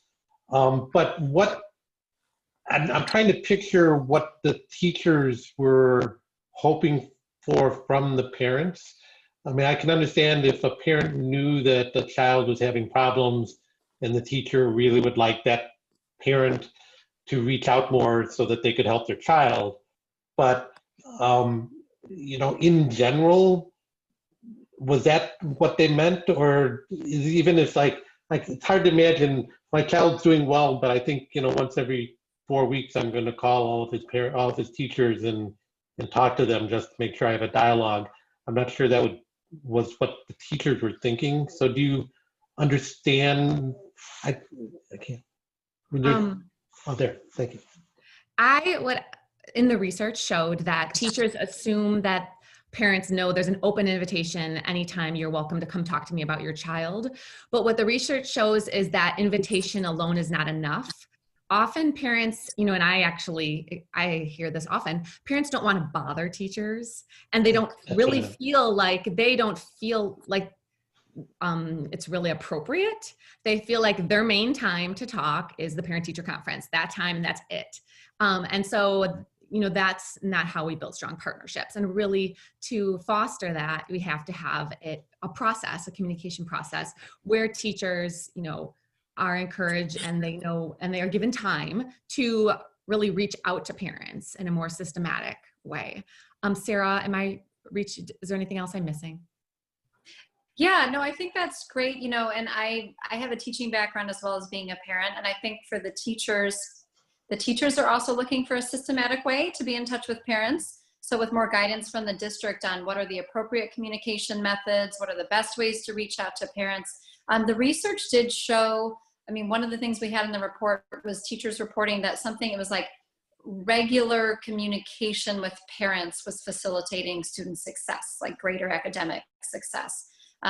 So, I mean, I agree. It is tricky to kind of picture exactly what this will look like, but only that teachers need some routines and some guidance, and the parents are also looking for some routines and some guidance. So maybe now that we're all unfortunately comfortable with Zoom, we could have more Zoom meetings between parents and teachers. Mm-hmm. Yeah. Thank you again. Very good report. Thank you very much. Thank you. Other board members? Aaron. Yes, thank you so much. As you know, CRC holds a special place in my heart. We miss you. Yeah, bylaws. So my question was, I think there was an indication in the surveys about an increase with the conferences. Was that across the board? Was it more the upper grades? Was it a desire for a spring conference for the grades that don't have one? You know, I don't actually know if we captured the grade levels of that, Sarah. Okay. But I do know that there were many comments, not just on wanting more, but comments on that the structure of them felt too fast, like that kind of speed dating kind of a conference they greatly dislike. So there was definitely a common theme of what they disliked about them, that they're to increase the frequency, like I said, and the format. But I don't know if we captured that by grade level. Sarah, did we do that? I don't think so. Yeah, sorry about that, Erin. That would be a great question or good thing to find out. I don't know that answer. Other questions?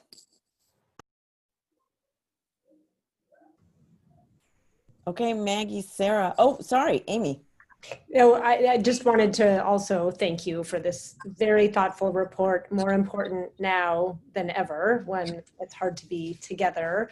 I really was struck by, in your report, the distinction between the parent involvement versus engagement. Mm-hmm. I found that just a really helpful way to think about it. And I also loved thinking about taking advantage of the high turnout events like curriculum night, whenever we're able to do those in person together again.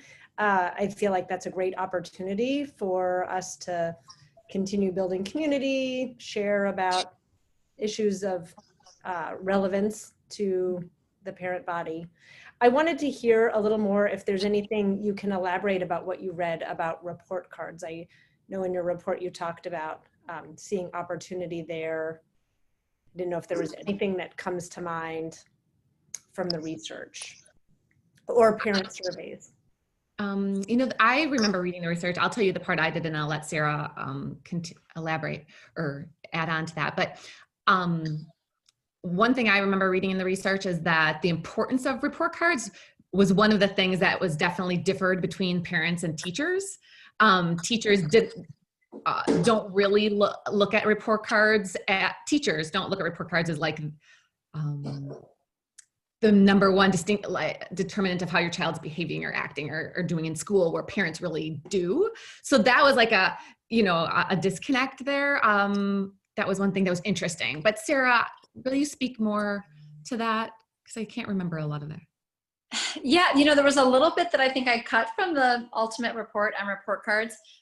Just that I think the parents in our district, and this was coming out of survey data, really do like that qualitative feedback that they're getting on report cards. So like the learning, obviously parents wanting more than a grade, and how can report cards serve as a real feedback tool. So we just had some qualitative data from the surveys from parents saying how much they like and want that detailed feedback that you can get about your kids on a report card, things in the comments section, things beyond the grade.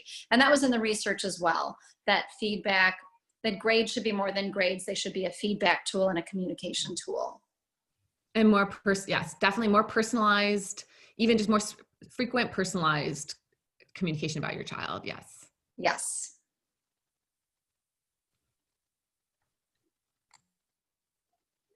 Other board members? Ellen? Nope. Just real quick, I just wanted to thank you for the work you guys did on this. I was at the very first meeting, I think, or the second one on this. The work you did was fantastic. I was so impressed by this report. And I just wanted to thank you for it. I read through the whole thing, and what you came out with at the end from where you began with this, and no, I mean the crafting of this. I remember you guys going through this and the machination of it. It's very impressive, and I'm very excited to use this. I think it's fantastic. So thank you. We had a wonderful, I've been on the CRC for a few years now, and it was really a wonderful group of engaged parents this year who felt very passionate about this topic. And I think that makes all the difference in the world. So, and educators, of course, were equally as passionate. So it was a wonderful group. John, did you have something? I just want to say thanks. This is a really important topic to all of us. We really appreciate the effort you put in. Mark? Yep, and I will add my thanks as well. And actually, I was going to say, Maggie, what you just said really resonated with me as well, as did the report. Having been a parent for a while in the district, there were many things there that I agreed with.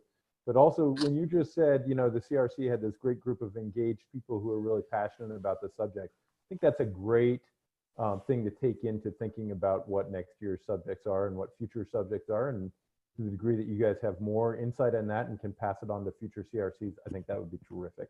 But thank you very much for the work. Definitely, thank you.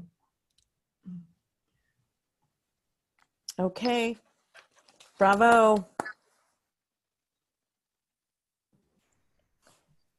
Thank you very much. So I think, Dr. Krumascoli, this takes us to the strategic plan review. That is true. Maggie and Sarah, thanks again for all of your hard work, and to the entire CRC, thank you for everything you put into the report and presenting in this new format tonight too. I know that's not always easy, so thank you.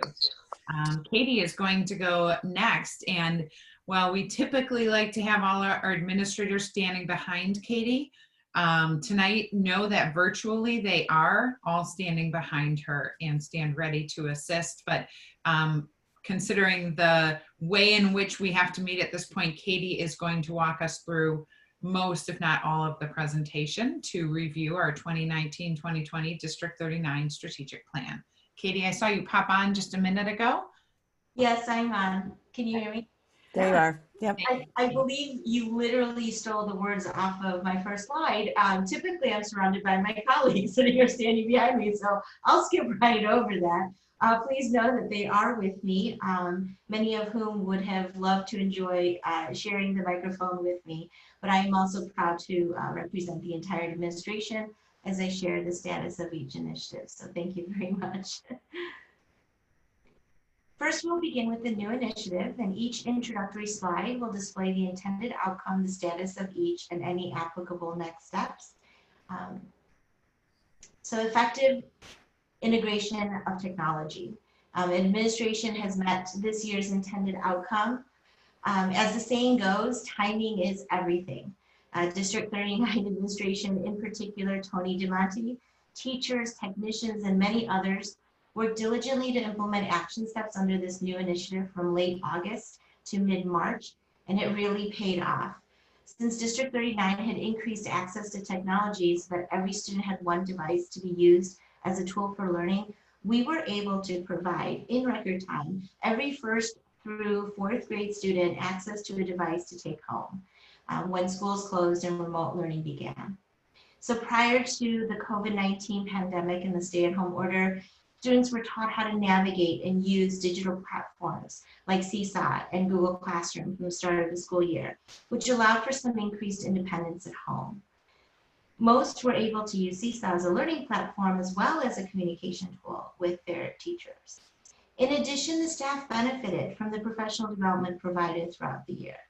The tools teachers learned through #D39 online training increased their capacity to enhance delivery of instruction. Where am I? Sorry. Through the use of technology tools such as Flipgrid, Book Creator, Seesaw, Google Classroom, and Schoology. So one unintended yet positive outcome did occur due to the shift to remote learning.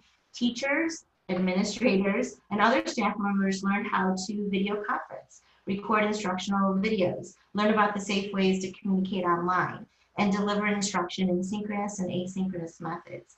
It reinforces the notion that need drives learning, and the pandemic provided the need to inspire learning new skills. It is important to note that support from the district-wide technology and library department is invaluable during this time. Each technology teacher, librarian, database expert, and technician were key resources for continuous support as families, students, and teachers transition to remote learning. So the district will continue to implement the staff development plan, promote a balanced approach of using technology tools in order to enhance teaching and learning, and support our community by hosting family and community engagement events on digital citizenship, health, and wellness. Next, we will share a review of the continuing initiatives. Delivering a nutritious school lunch program. The administration has met this year's intended outcome. Last year, Nutrition Committee led by Ellen Crispino and Heather Golacki divided into subgroups and focused their research on 4 areas: nutritional quality, nutrition education, time available to eat, vegetables, fruits, and proteins. The committee recommended that this year would be one of trial and reflection. So while the goal was to trial 10 new menu items, food service coordinator Lisa Winter and her team were able to trial 14 new items before school closure occurred. The results of new menu items varied by school, but were predominantly well-liked, with the exception of cream spinach. For example, sliced turkey, whole wheat bagels, roasted broccoli, cauliflower and Parmesan, and pork carnita bowls were among the new items added. Both high crest and junior high students were able to purchase fresh cut fruit bowls. At the elementary, all students were able to select from a variety of food as well. The monthly menus and principal newsletters highlighted a featured cleaner item to bring attention to the option and inform parents. The new food items were announced during daily morning announcements or displayed on screens to increase awareness of the options to District 39 students. And in May, the board approved to increase the lunch fee for 2020-2021 by 15 cents per day for kindergarten through 6th grades, and to increase the lunch fees an additional 20 cents per day for 7th and 8th graders based on some considerations. The lunch fees have not increased since fiscal year 17-18, even though costs continue to rise. School cooks required an extra half hour per day to prepare healthier menu items, and lunch fees are designed to offset costs in order to support our self-sustaining lunch program.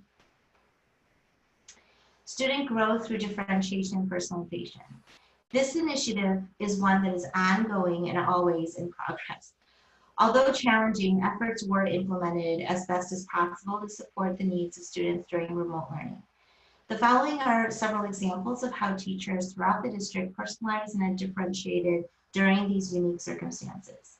Teachers offer differentiated activities and assignment options, enrichment, and support.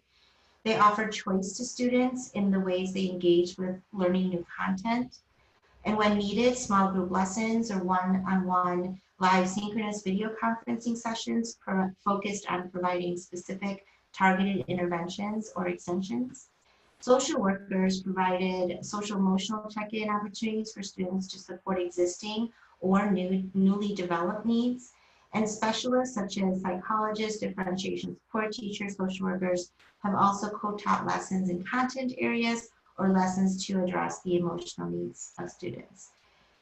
Due to the current situation, the executive order that was shared by the governor suspended all mandated state assessments like Illinois Assessment of Readiness, IAR.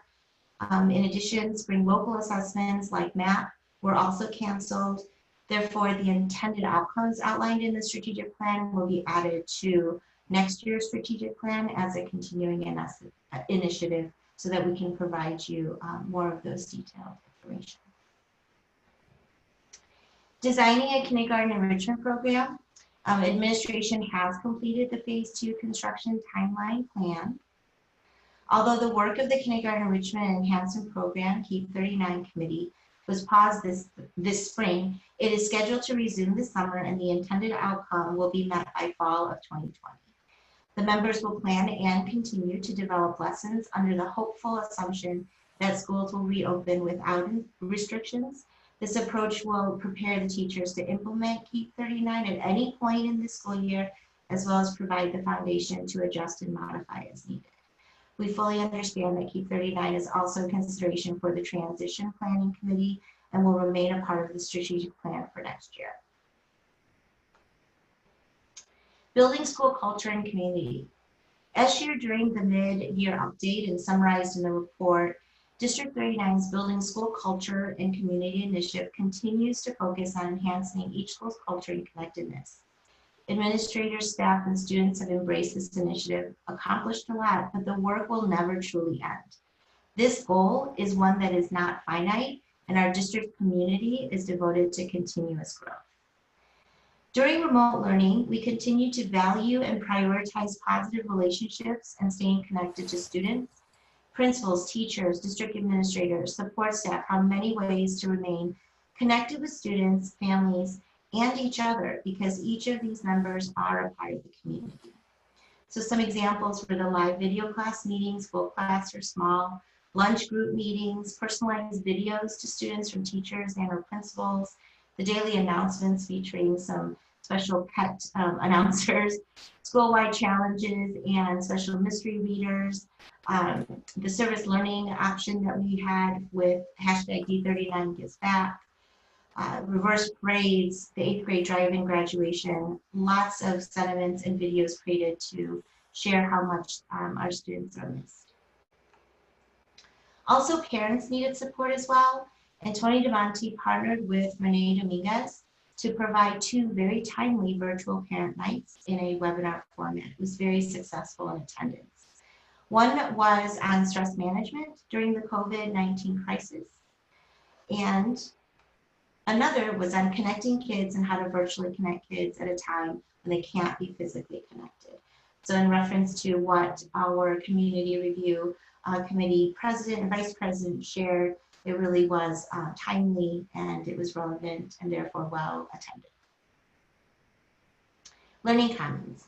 One intended outcome has been met, the completion of the Learning Commons construction at Highcrest Middle School. Immediately following, staff and students shifted their attention to the outdoor classroom and garden project now that phase 2 was completed. So the Lakota group worked with students, teachers, and administrators to gather information about insights of the project, and during the February 2nd Committee of the Whole meeting, the Lakota group presented their design suggestions and options. And after reviewing the design and cost estimates, district administrators recommended moving forward with finalizing plans and looking for additional funding. And District 39 went out to bid and established a May 28th as the due date, and I believe that may be shared later tonight. As a result of COVID-19 pandemic and the stay-at-home order, phase 3 of the 3-phase plan to address the redevelopment of the outdoor classroom and garden paused and will resume in the new school year. So phase 3 will be added to the 2020-2021 strategic plan as a continuing initiative. Here are a few pictures of when students were able to access the Learning Commons.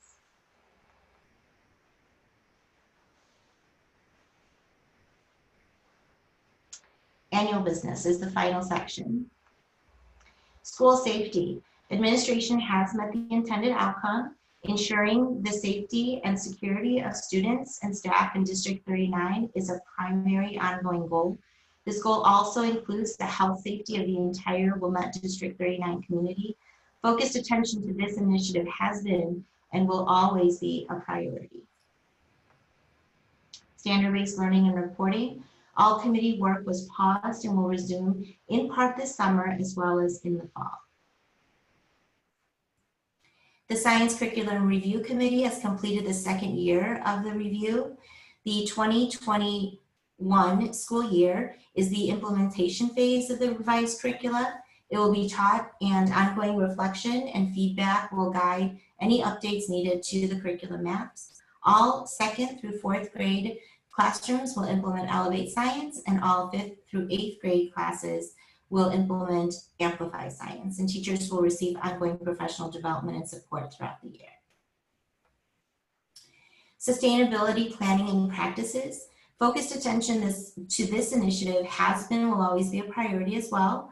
Board of Education has worked closely with the district administration to ensure that our practices are aligned. There are 2 updates from the mid-year presentation. Future Green. District 39 was able to lock in electrical rates through Future Green NG for 2 years, starting at the end of June 2020. And the work with the LED lighting at McKinney Education Center. District 39 continues to investigate the options of replacing all the lights at the MEC with LED lighting, but the cost of doing this all at once still has a payback period much longer than 5 years. So over time, and as budget allows, the district's electrician will continue to phase in the LED lights. During remote learning, sustainability and environmental awareness lessons or activities did not cease. Student-led green teams or staff members created school-wide challenges for students to reduce, reuse, and recycle at home, and students celebrated and learned about Earth Day and how they can contribute to a more healthy environment. During the February Board of Education meeting, actually Mr. Steen has already addressed this, the board approved the Consortium of Educational Change, also known as CEC, as the group to facilitate a new District 39 strategic planning process. And originally, CEC was going to work with a team of stakeholders, including administrators, teachers, staff, and parents from throughout the district to help facilitate our strategic planning work. The goal was to celebrate successes as a district and identify improvement opportunities within a 5-year plan. So currently, the work with CEC has been paused and will resume as soon as possible next school year. In the interim, the administration with Board of Education support will follow the current process in developing the new year's strategic plan and look forward to developing a multi-year plan through a stakeholder input guided by CEC. Finally, we would like to share a small peek into remote learning, and our hope is that you will be able to see components of the strategic plan come to life. So for example, the effective integration of technology, the personalized attention to student growth academically and as a person, the sense of connectedness and the efforts made to maintain positive relationships, and most importantly, how ensuring the safety and security of our students is a priority.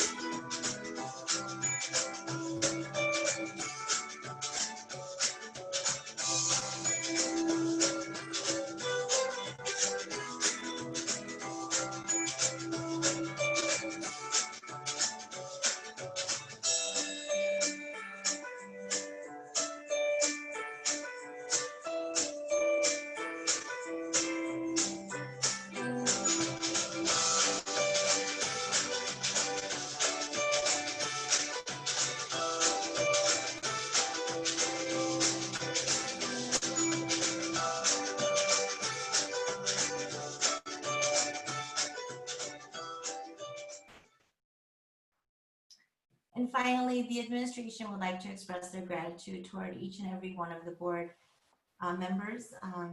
Your understanding and empathy during this unique time has not gone unnoticed. We're happy to answer any questions you may have. If there are questions that I cannot answer on behalf of my team, the principals will be taking notes, and we can provide you responses through Dr. Premiscoli at a later time. Board members, are there any questions?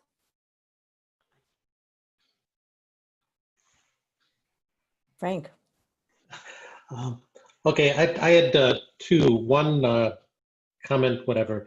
The Learning Commons is a project that we've spent a lot of time on and has had lots of really great results.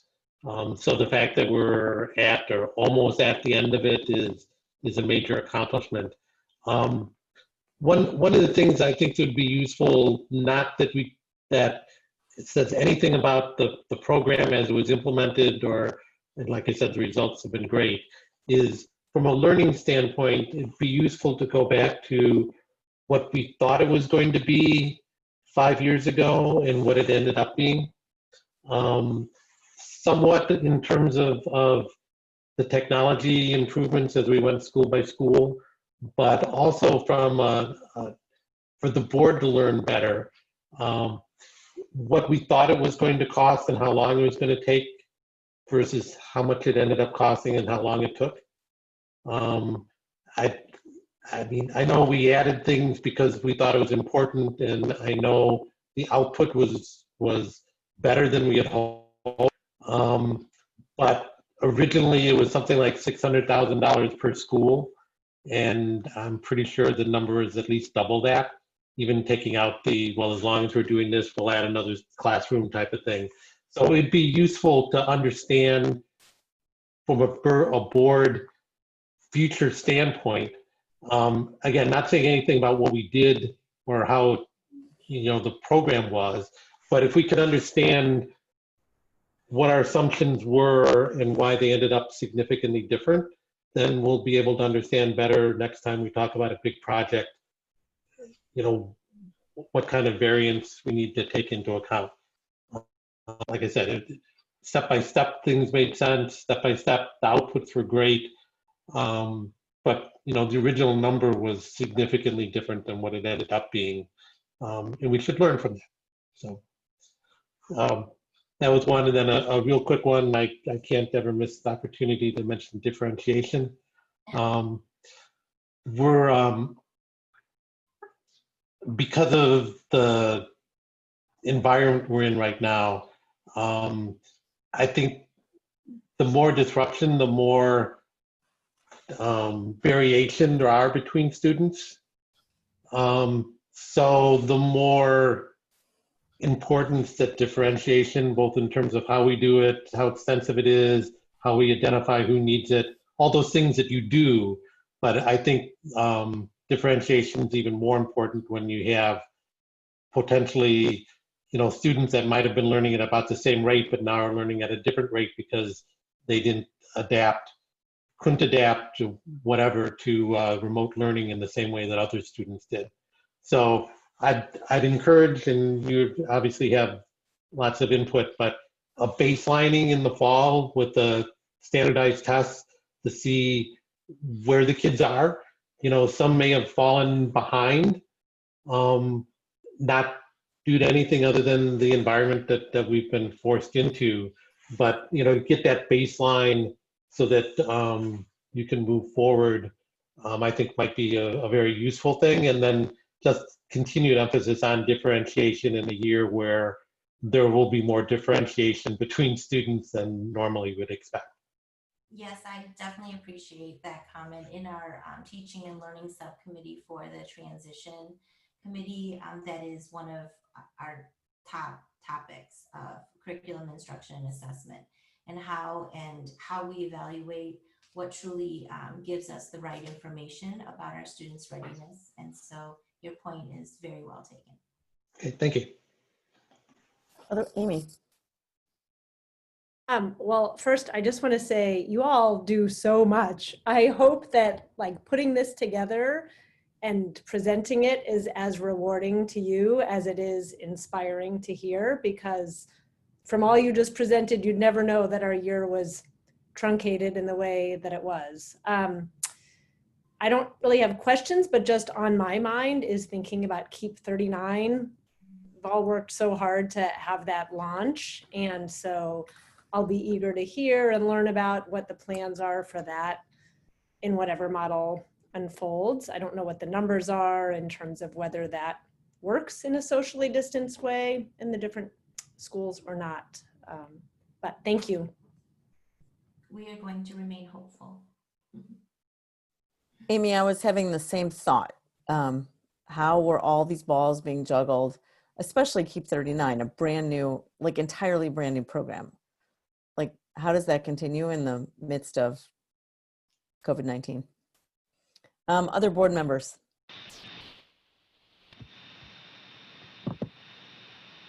John? Yeah, I was gonna say the same thing. Boring, repetitive. To Amy and Lisa, yeah, it's amazing you guys got so much done. It's really impressive. And we're very grateful, obviously, for what you've done. So looking forward to what's coming up next year.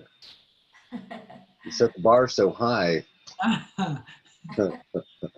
Oh, we are very, I'll stop. I was just joking.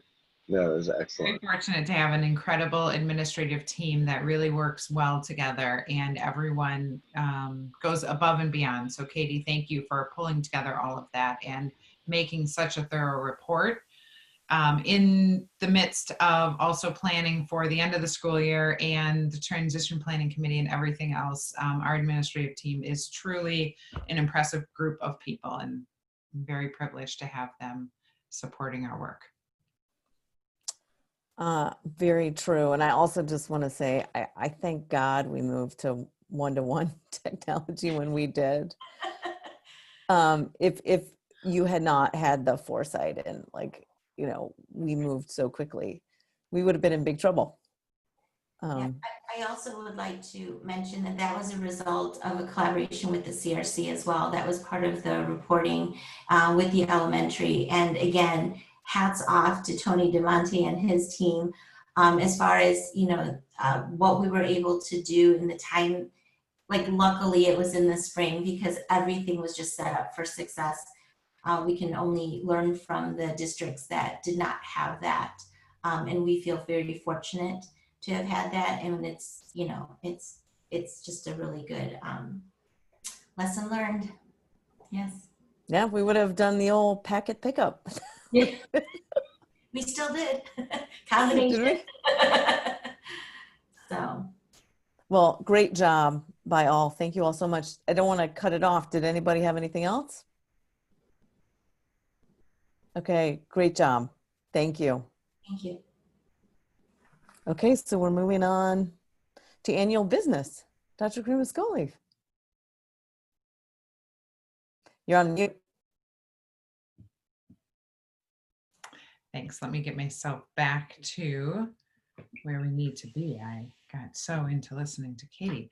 All right, annual business. We have the bullying report is annually presented. Kristen Swanson has compiled and submitted to the board the report for review. The annual bullying report really looks at the kinds of bullying that's being reported and also what the findings are. Kristen, would you like to share anything additional? Sure. The state of Illinois has enacted several public acts that are designed to address both the prevalence of bullying in schools as well as the prevention and response to them. As a district, we've adopted those policies, and I believe that as a district, we've done a really nice job of taking all instant allegations of bullying very seriously, as well as working hard to prevent instances and teach our students how to engage in social interaction in a more appropriate way. When building administrators receive a report about potential bullying, they quickly and thoroughly investigate the allegation. They interview students, teachers, potential witnesses, parents. We review those allegations. We review the investigations yearly. I'm really pleased to report that this year we saw a significant decrease in the instances of bullying. While some of this may be related to the lengthy period of remote learning, because we were out of school for a period of time in the spring when we often do see a few instances of bullying, I also think that a lot of the decrease is due to the strong attention that this district has paid to social emotional learning for our students and to helping students develop better interpersonal skills and coping strategies. Last year, during the 18-19 school year, there were 17 allegations of bullying and 5 of them were considered founded. This year, we had 6 allegations of bullying and none of those instances were considered founded. They were instead deemed to be issues of social conflict. It is important to know that even if students engage, even if it's considered social conflict or deemed unfounded, we do take it seriously. We have both consequences as well as proactive strategies that we use to help teach students more empathy for their peers. We do, a lot of times we use restorative circles. We do proactive instruction on an ongoing basis. And I'm really pleased to see, I think, some of the results that we're getting from this. As a district, we've invested in ADL. We have a social emotional learning curriculum, preschool through 8th grade, and we do anti-bullying as well as restorative practices in many of our buildings. So this is good news. Any questions? Board members? Frank? Yes, it's a great report, and you do a lot of really good things, which is how you can get this kind of great report. Mm-hmm. The flip side of that is it seems like what we're measuring isn't really measuring. I mean, I know we do a great job, and I know we've done a lot of things, and I know the amount of bullying in the school is very low, but it's not this low. I mean, there are more cases of bullying, and maybe it's how we define bullying. Maybe, I know we do a lot of work in getting upstanding and all that type of stuff, but these numbers are so low that either we're fooling ourselves or we're doing such a fantastic job that many of the other things that we're worried about aren't really problems. And we think some of these other things are problems.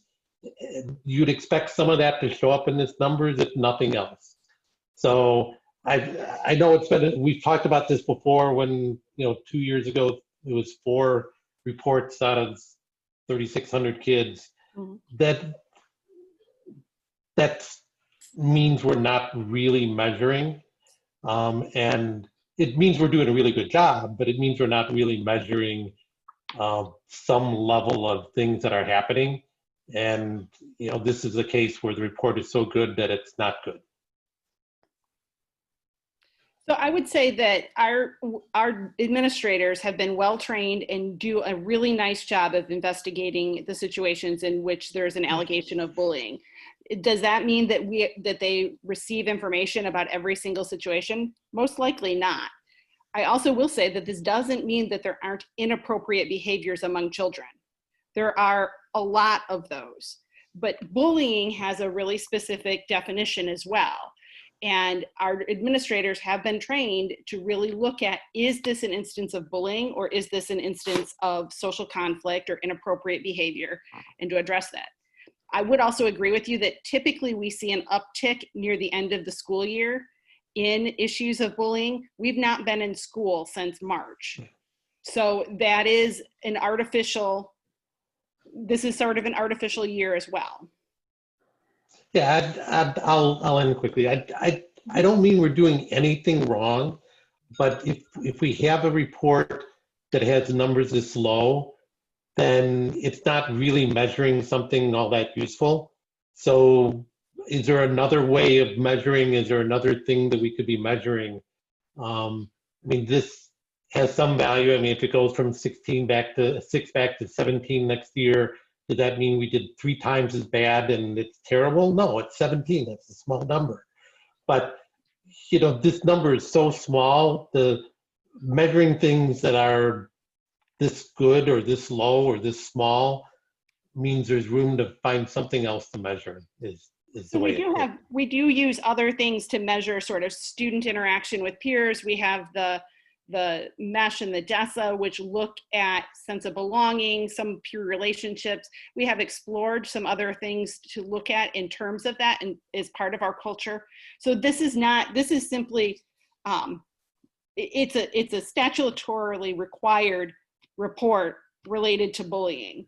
And it is an opportunity to talk about the fact that we have done some really good things to work with our students, our parents, and our teachers, but it's not the sole measure of how we're doing in terms of social emotional development and interpersonal relationships among our students.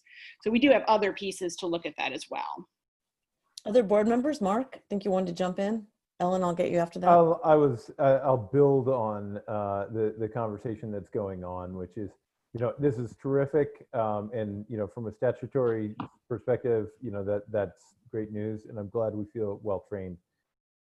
And maybe this is one of those instances where, we are a district with specific characteristics. And maybe this is one where we can say, how can we, when we give this required report every year, how can we build on it to make it even more relevant to our goals, which are to take, what's already a pretty good outcome, but constantly improve and constantly find ways to do better. And I know the whole administration shares the board's desire to have that growth mindset in our own activities. So I would encourage the administration, first of all, good stuff, great job, thank you, and thank you for the report. But then let's encourage you to think about how next year or in future versions of this we can develop some metrics and also some reports that allow us to see that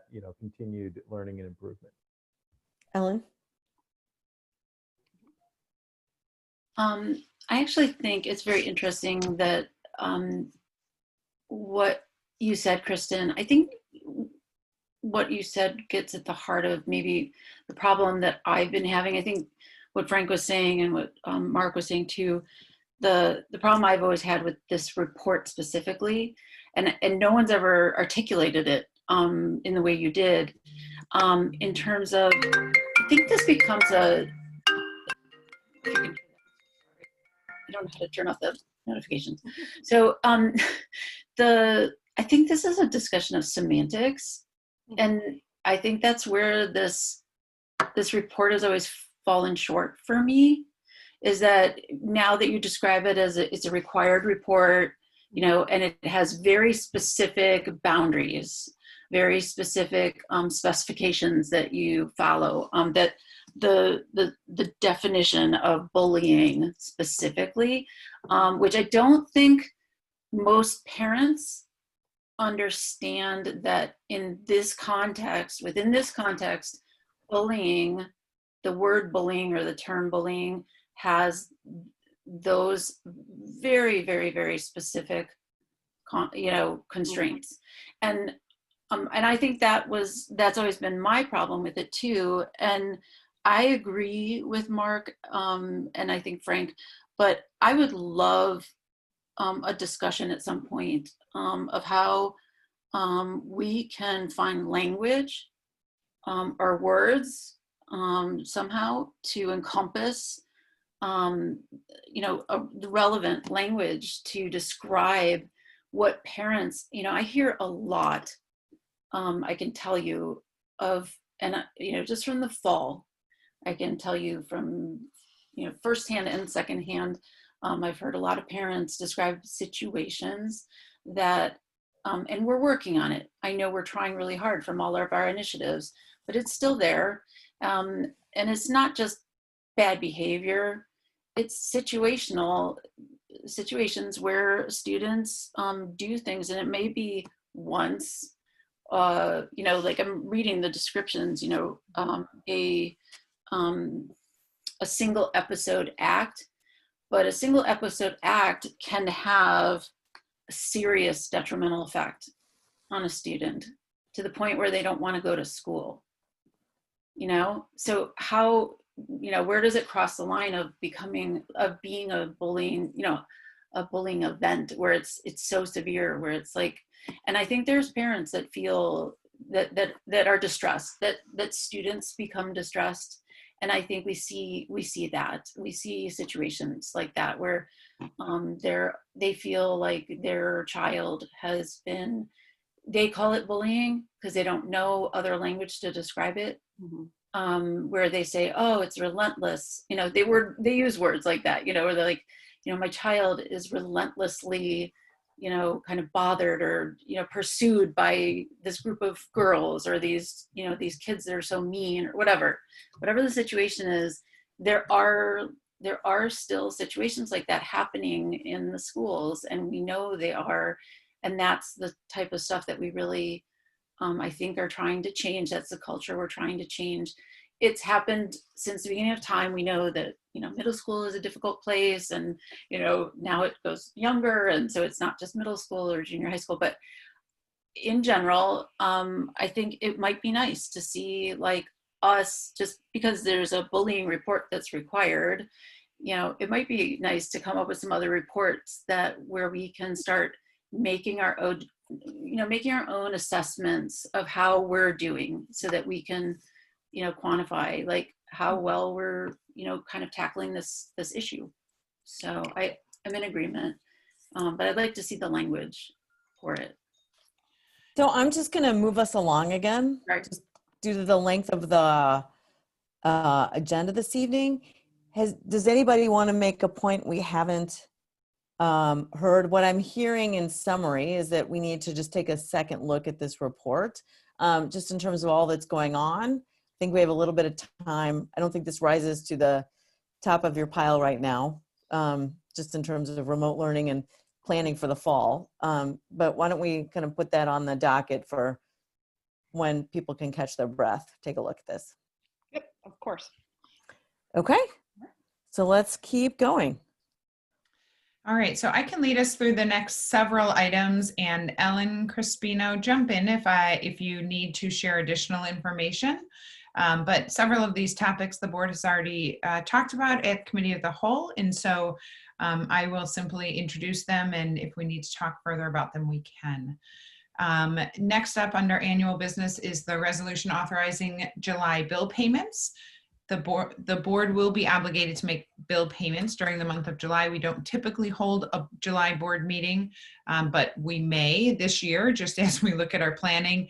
Nonetheless, we wanted to make sure that we could proceed with bill payments. So board approval will enable the treasurer to fulfill needed financial obligations between June 16th and August 24th board meetings. The Illinois School Treasurer Bond Renewal. This is for our annual renewal. The bond requirement is 25% of our highest cash balance throughout the fiscal year.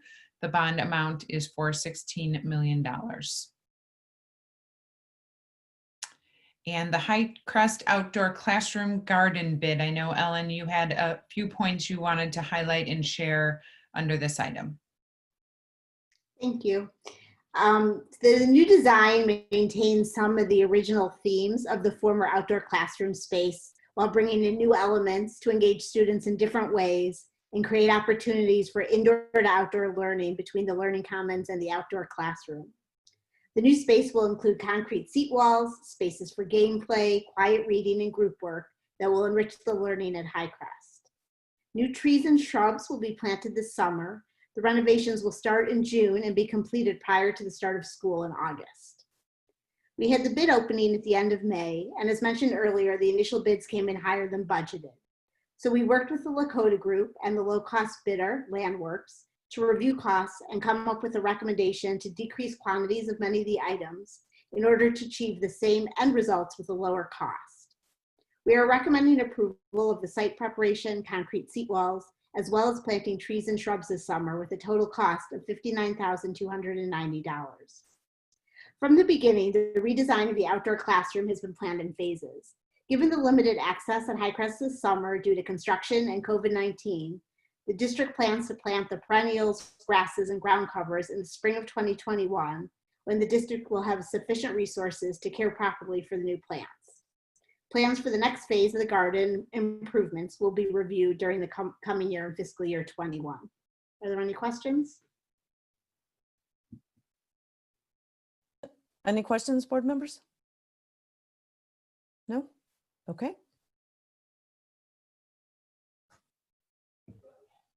Thank you, Ellen. Also, under annual business, the resolution abating the working cash fund of the district. John mentioned this earlier. This resolution allows the district to transfer the $5 million of working cash fund bond proceeds received in May from the working cash fund to the operations and maintenance fund to reimburse this fund for Harper and Highcrest construction project expenditures. We also have the resolution adopting disclosure compliance policy. This policy calls out policies and procedures for ensuring compliance with the district's responsibilities under federal securities laws, including its continuing disclosures. And here again, we discussed this briefly at the committee of the whole meeting. And as mentioned earlier, we also have reviewed the summer programming fees and the Jumpstart summer enrichment fees specifically. As we discussed at the committee of the whole meeting, a fee of $80 is recommended for the newly designed 2-week Jumpstart to fall summer enrichment program. This program will be teacher mediated and incorporates elements of online learning through a robust and dynamic academic online curriculum paired with teacher guidance and support. So the costs, the fees, excuse me, offset some of the costs of the program. Again, families can still register for that program through the 19th, and we are encouraging families to take advantage of that opportunity.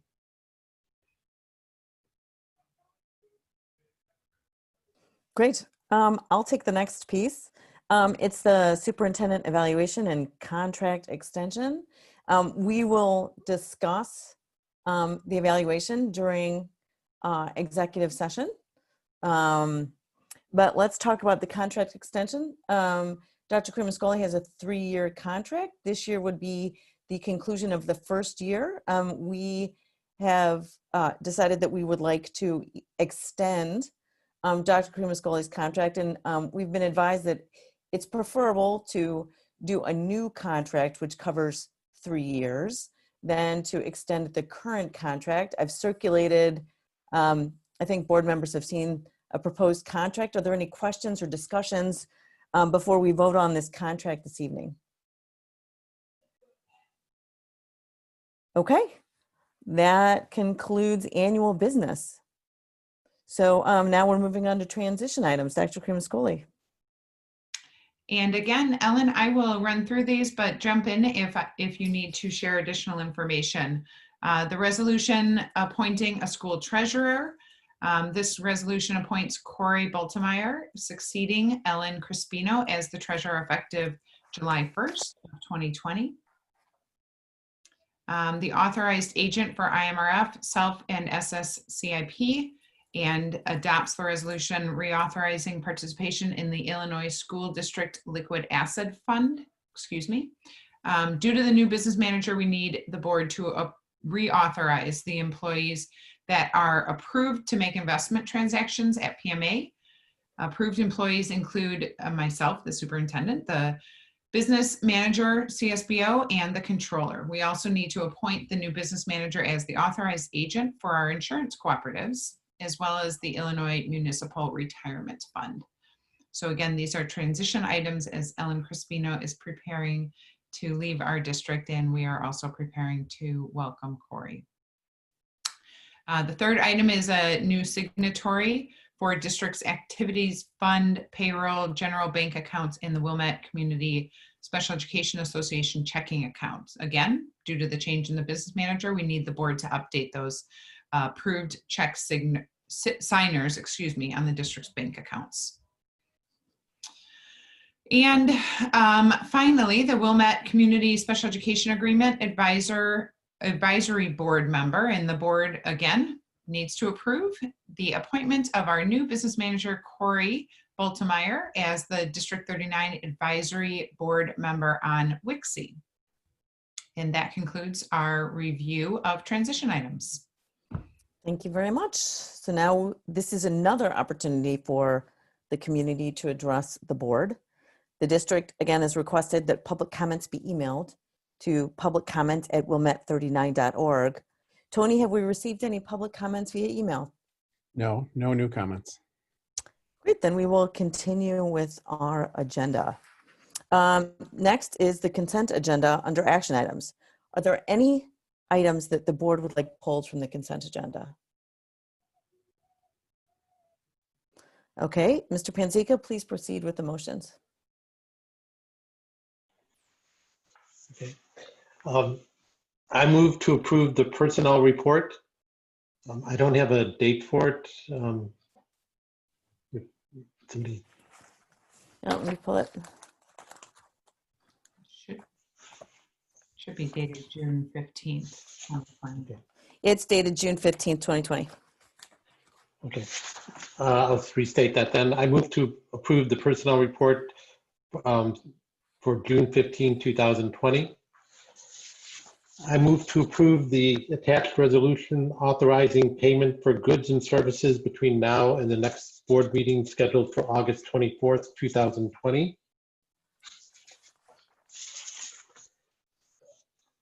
I move to approve the attached renewal of the State of Illinois School Treasurer Bond in the amount of $16 million.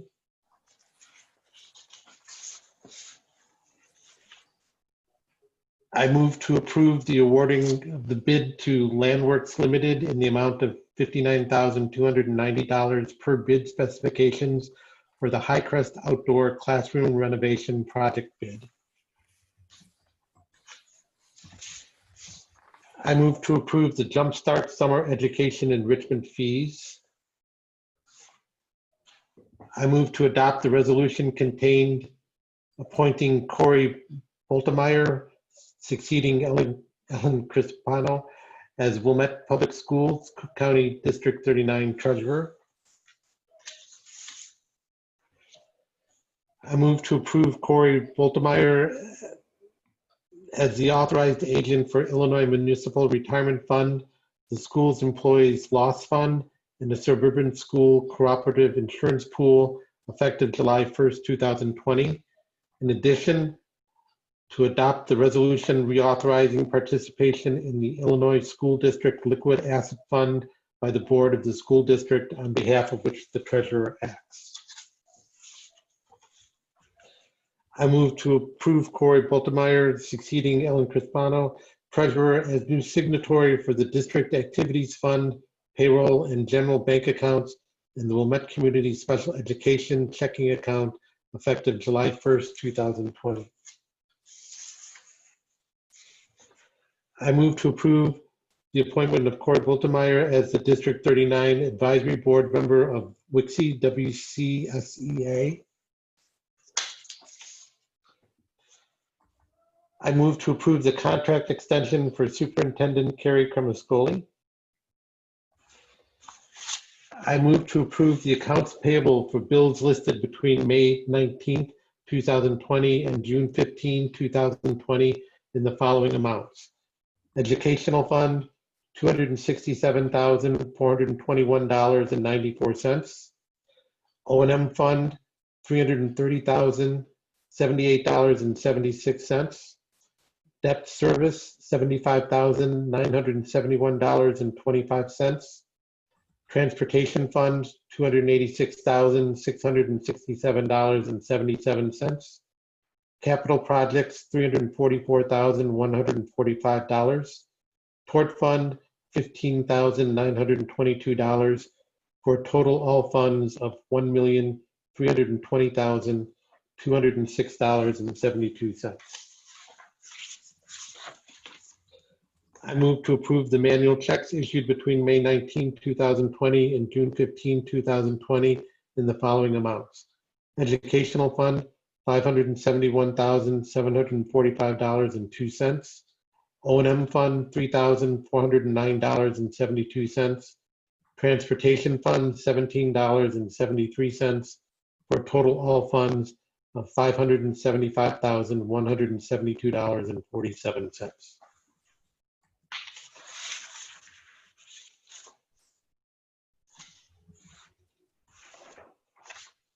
Thank you. May I have a second? I second. Thank you. Motion has been made and seconded. Would the clerk please call the roll? John Cizaretti, Yes. Frank Panzica, Yes. Amy Paling, Yes. Mark Steen, Yes. Ellen Sternweiler, Yes. Aaron Stone, Yes. Lisa Schneider-Fabes. Yes. The yeas have it. Motion carries. May we have a motion to approve the resolution abating the working cash fund of the district? Yes. I move to adopt the attached resolution abating the working cash fund of the district. May I have a second? Second. May the clerk please call the roll? John Cizaretti, Yes. Frank Panzica, Yes. Amy Paling, Yes. Mark Steen, Yes. Ellen Sternweiler, Yes. Aaron Stone, Yes. Lisa Schneider-Fabes. Yes. The yeas have it. Motion carried. May I have a motion to approve the resolution adopting the disclosure compliance policy, please? Yes. I move to adopt the attached disclosure compliance policy resolution of the district. May I have a second? Second. Motion having been made and seconded, would the clerk please call the roll? John Cizaretti, Yes. Frank Panzica, Yes. Amy Paling, Yes. Mark Steen, Yes. Ellen Sternweiler, Yes. Aaron Stone, Yes. Lisa Schneider-Fabes. Yes. The yeas have it. Motion carried. Great. Time to move to old business. One item that I put on the agenda is a continuation of our discussion or action items that we committed to on condemnation of hate and racism, our ongoing equity work. So I had a list of 5 things that we committed to during committee of the whole, and I thought I would ask folks if they had any updates. Erin, did you have an update on selecting a book for the board to read and discuss? No, I'm working on it. Great. Just keep us posted. Mark and Amy, you talked about looking for someone to come and facilitate a discussion with the board. That's right. Amy, do you want to update or shall I? Okay. So we met with a local group, Heroes, who is also meeting with the administration, and had a good discussion with them. I think that will be, we will probably recommend that they continue to meet with the administration and go that route. That'll probably be mostly a more staff-oriented and possibly student-oriented interaction. And so Amy and I have identified at least 2 individuals who we think might be good candidates for facilitating a board level discussion. But we have not reached out, or we have not contacted them yet. Okay, great. And for the record, we have asked Dr. Cremascoli to incorporate race and equity work into our next strategic plan once that gets underway. John, you had volunteered to identify any legislative changes or IASB amendments we should pursue. It sounds like that has a new sense of urgency, at least to the IASB amendments, if there's any we want to pursue in the next 7 days. There's 0 chances. Okay. So no, this is no, that is a pretty serious thing to think about. I think. No, absolutely. It's time. But given Ellen's presentation from the Illinois Association of School Board, I just didn't know if anything. Yeah, I would go with the not happening. Yep. Needs consensus, needs discussion, needs all kinds of consideration. So, working on it. Got it. Okay. And then finally, Ellen, with support from Frank, was going to discuss a sister school, potentially. Yeah, Frank reached out to me, but Frank and I have not discussed it, but in terms of finding and working with a sister school, first of all, I'd like to talk to Carrie about it. And also, I think that at this time, in terms of, I'd like to work with also an outside organization that specializes in putting these kind of partnerships together, it's very useful sometimes to do that, or with the superintendents. And I think would be very nice to find a school that's nearby, possibly.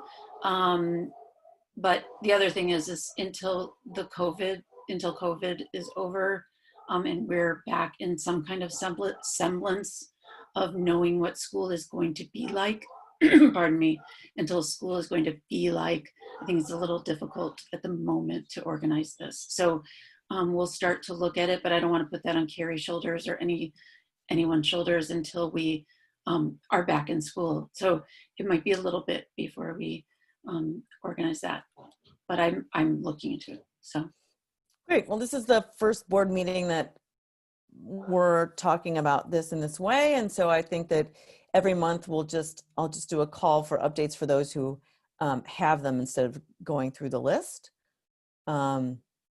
But I am definitely excited to work on all these action items. So thank you all. Next is new business. Frank.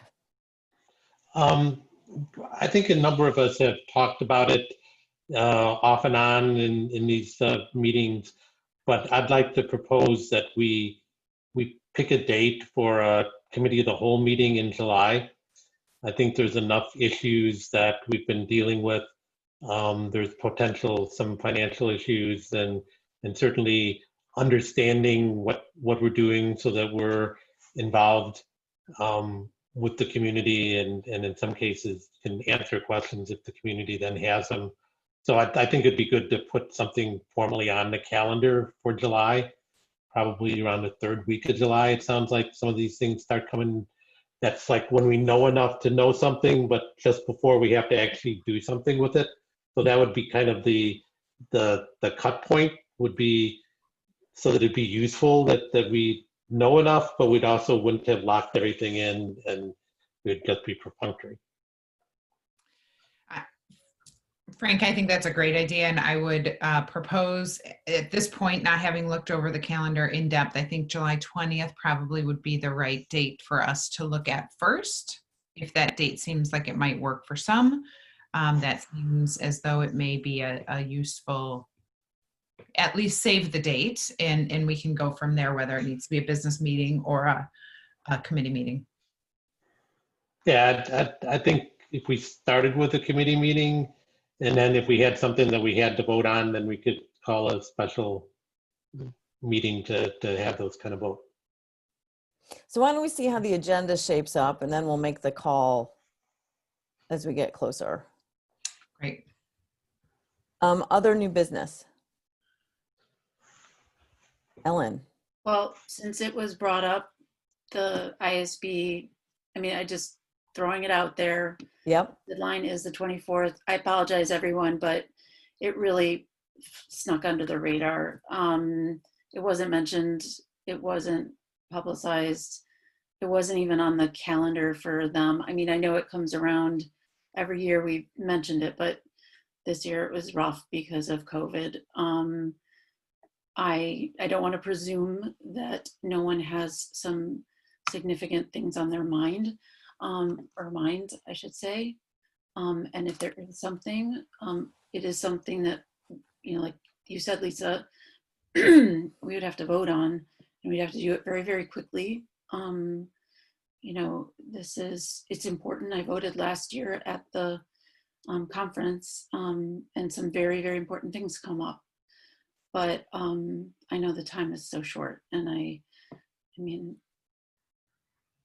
they just posted on their front page. It's the first time I check all the time. I don't know if anyone else had noticed it, but they just said it's due on the 24th. So I'm not sure what other districts have been posting new resolutions, but I thought I would put it up there as new business again, since you said it is something to be voted on. So a couple thoughts that I have. First of all, if a board member has an idea and wants to flush it out, there's two ways to play. We could collectively decide to fast track it. The other is that we could ask. It feels like a week's time is pretty unreasonable to come up with an amendment that we could approach the Illinois Association of School Boards and ask them if they're willing to extend the deadline. I would be happy to do that, by the way, if someone has an idea and we want to work on it. I would be happy to do that on our behalf. It definitely seems like a lost moment for all districts, given that, this remote learning kind of pandemic experience. If given the time to reflect, I'm sure that there would be relevant and important amendments we could come up with, but I don't have anything up my sleeve at the moment. Does anybody? Thank you for bringing it up, Ellen. I think you're on something. I think you should ask Ellen for an extension, because that seems very unreasonable. I am happy to call them tomorrow and ask if they would consider an extension. And actually, it's funny, possibly a resolution to ask for is in situations such as this that are unusual, pandemic, who expected this, but maybe they want to make a resolution to allow for extensions in situations that are emergency situations like this. Because what they do is very important, and what we vote on in the fall is very important. And we may end up voting remotely, so it's an unusual situation all in all. So I agree, John. I'll ask them. I'll call. And in the interim, if people have ideas and were granted an extension, then we could figure out a timeline and move the idea through our own process. I will report back to Carrie. Great. And to Lisa so that they can let you know. Any other new business? So let's move on to good and welfare. I have a couple things to start with. The first is Ellen, on behalf of all of us, Ellen Sternweiler, happy birthday. Thanks for spending your birthday with us. Thank you. The next item is, this is Ellen Crispino's last board meeting. And I'm going to open it up in a minute to all the board members to say thank you. But Ellen, thank you very much for your service. You have done an amazing job. It's been fun for us to watch you quickly rise through the ranks. And you've done an amazing job in your role, and especially during this time. We are eternally grateful, and we're excited for you on your next adventure, but we will certainly miss you. And we bought you a gift, which I'm happy to open and show everyone. And I will make sure it gets to the MEC tomorrow so that you can pick it up.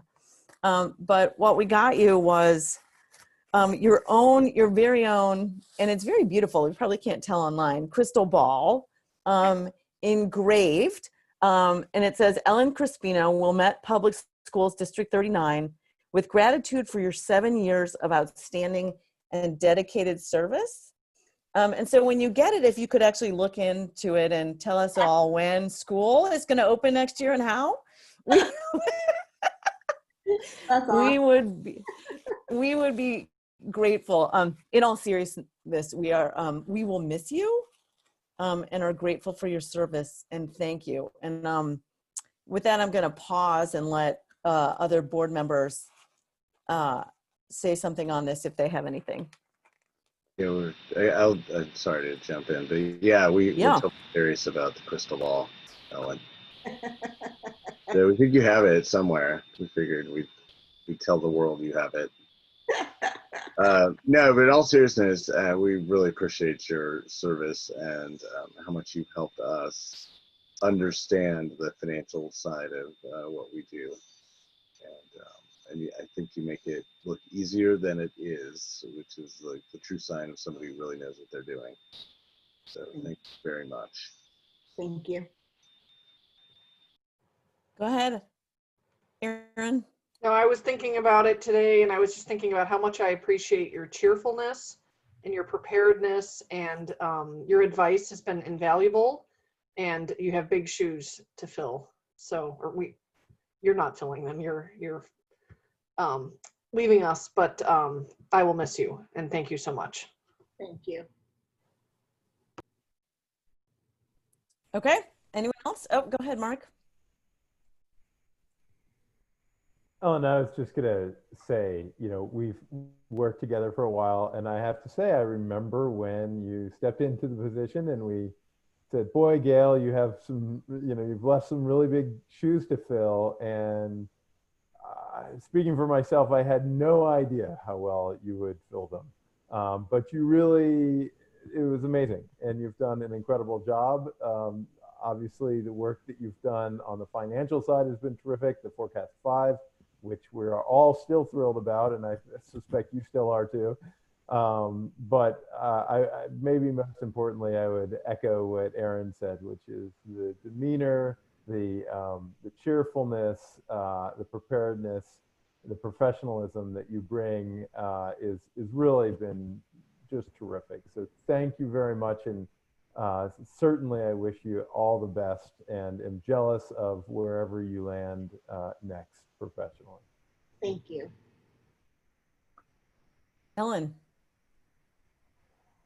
I'm going to say ditto to everything that they said. I won't repeat it all, but thank you so much, Ellen. It's such a pleasure working with you, and I'm going to miss you a lot. And I'm going to miss having a name share. There's so few of us in the world. So I know I'm really going to miss you. It's been wonderful working with you. You just have made this so easy to understand. So I will miss you. Thank you. Go ahead, Amy. I'm going to build off that. I feel like as a new board member, I had a lot to learn, and you, just the way you inform us and give context really helped bring me along, and also just instill a great deal of confidence and allowed me to enjoy being a board member, knowing how well you lead us, and you're just going to be really missed. So thank you very much. Thank you so much. Go ahead, Frank. Everybody else had a chance to say basically the things I was going to say, but the combination of professional knowledge in this area and a really nice, friendly personality is hard to find.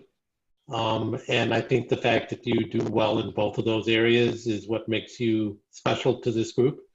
So you will be definitely missed. And I'm sure wherever you end up, you'll be appreciated almost as much as we appreciate you now. So thank you very much. Thank you so much. If I can just speak for 1 second, I just wanted to thank everyone for giving me the opportunity to take this position 2 years ago. I have learned so much over the last 2 years, things I never thought I would ever learn or be involved in. And I've grown a lot and learned a lot. It's a great administrative team. The board is great. The district is great. My kids both went through the district, and I'm very proud that I was able to give back to the district. And just know that if there's anything that I can ever do for the district in the future, or help any of you or the administrators, that you can always reach me. So again, thank you so much for the opportunity. I've really enjoyed working with all of you as well. And I appreciate the kind words and the crystal ball as well. So thank you. Thank you. And I have one more before I turn over Good and Welfare, open it up. This is also another goodbye this evening, Chike's last meeting. He's only been with us a year, but he has decided to move out of state to be with his family in Ohio. And so I want to thank him for all his service and hard work. He certainly picked a tough year to start here. Just lots of change. And so I know I speak for the board when I say, good luck, Chike. It's been delightful working with you. Now I'm going to open it up to the floor. Any other good and welfare? Amy. So it feels like a lifetime ago when we end, but just at the end of the school year, last week, 2 weeks ago, I was very grateful and moved by the approach that my daughter's teachers took at Central. It was the second to last day of school, I think, and they made available an optional Zoom meeting to talk about what was happening in the world. And you all have heard me talk about advocating for more conversation, more education about racial equity in the younger grades. I feel like we often underestimate what's appropriate there and what they're capable of and also what they need. And I was blown away that this opportunity was made available, and the conversations the teachers led were very powerful, and the kids were so eager to talk about what was happening. Both teachers read the kids' book about racism, which was just a perfect platform to explain, for no matter what context kids had coming in, the teachers provided it, and they asked questions, and I'm profoundly grateful. And I'm excited that we as a board are committing to this work, and I see the work that the schools are doing, and I am a strong advocate for moving forward with more of that, and just wanted to express my appreciation. They're hard conversations to have, and especially when you're on a computer. So thank you. Others? Good and welfare? Okay, I'll just say one more time how great graduation was, because I just still can't believe it. All right. May I have a motion to adjourn to executive session to discuss litigation, specific personnel, and collective bargaining? I move to adjourn to executive session to discuss litigation and personnel issues. May I have a second? Second. Okay, and I just want to correct the motion. It's also going to include collective bargaining. Thank you. Yep.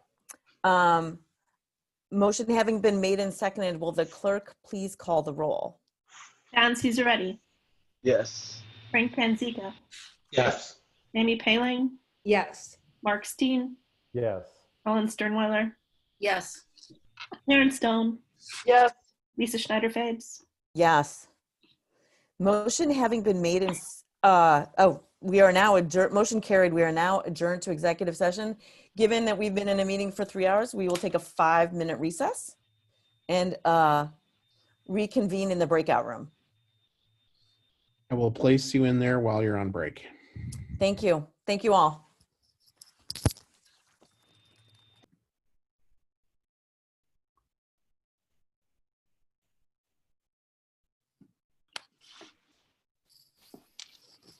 Tony, have you been having fun at the MEC? Exciting times here. I'm so sorry. It's so late and you're still there. I'm so sorry, Tony. I forgot that you're still there. Oh my gosh. It's okay. We met the letter of the law, so that's what's important, right? Yeah. It's important. There's all these really significant changes to the law. So I would appreciate a motion to adjourn the regular meeting. So moved. As we were all waiting for you, Ellen. Oh, okay. Sorry. There's a second. Second. Great. I need to do a roll call again. Ellen Sternweiler. Yes. John Caesarretti. Yes. Amy Poling. Yes. Frank Panzica. Yes. Aaron Stone. Yes. Mark Steen. Yes. Lisa Schneider-Fabes. Yes. Motion carries. The meeting is adjourned. Thank you all. I know this was a long one. I appreciate it. Happy birthday, Ellen. Happy birthday, Ellen. Thank you all. Tony, thanks for sticking around. Bye. Yeah, thank you. Thank you, Tony. You Good bet. night. Bye, everybody. Night. Bye, everybody.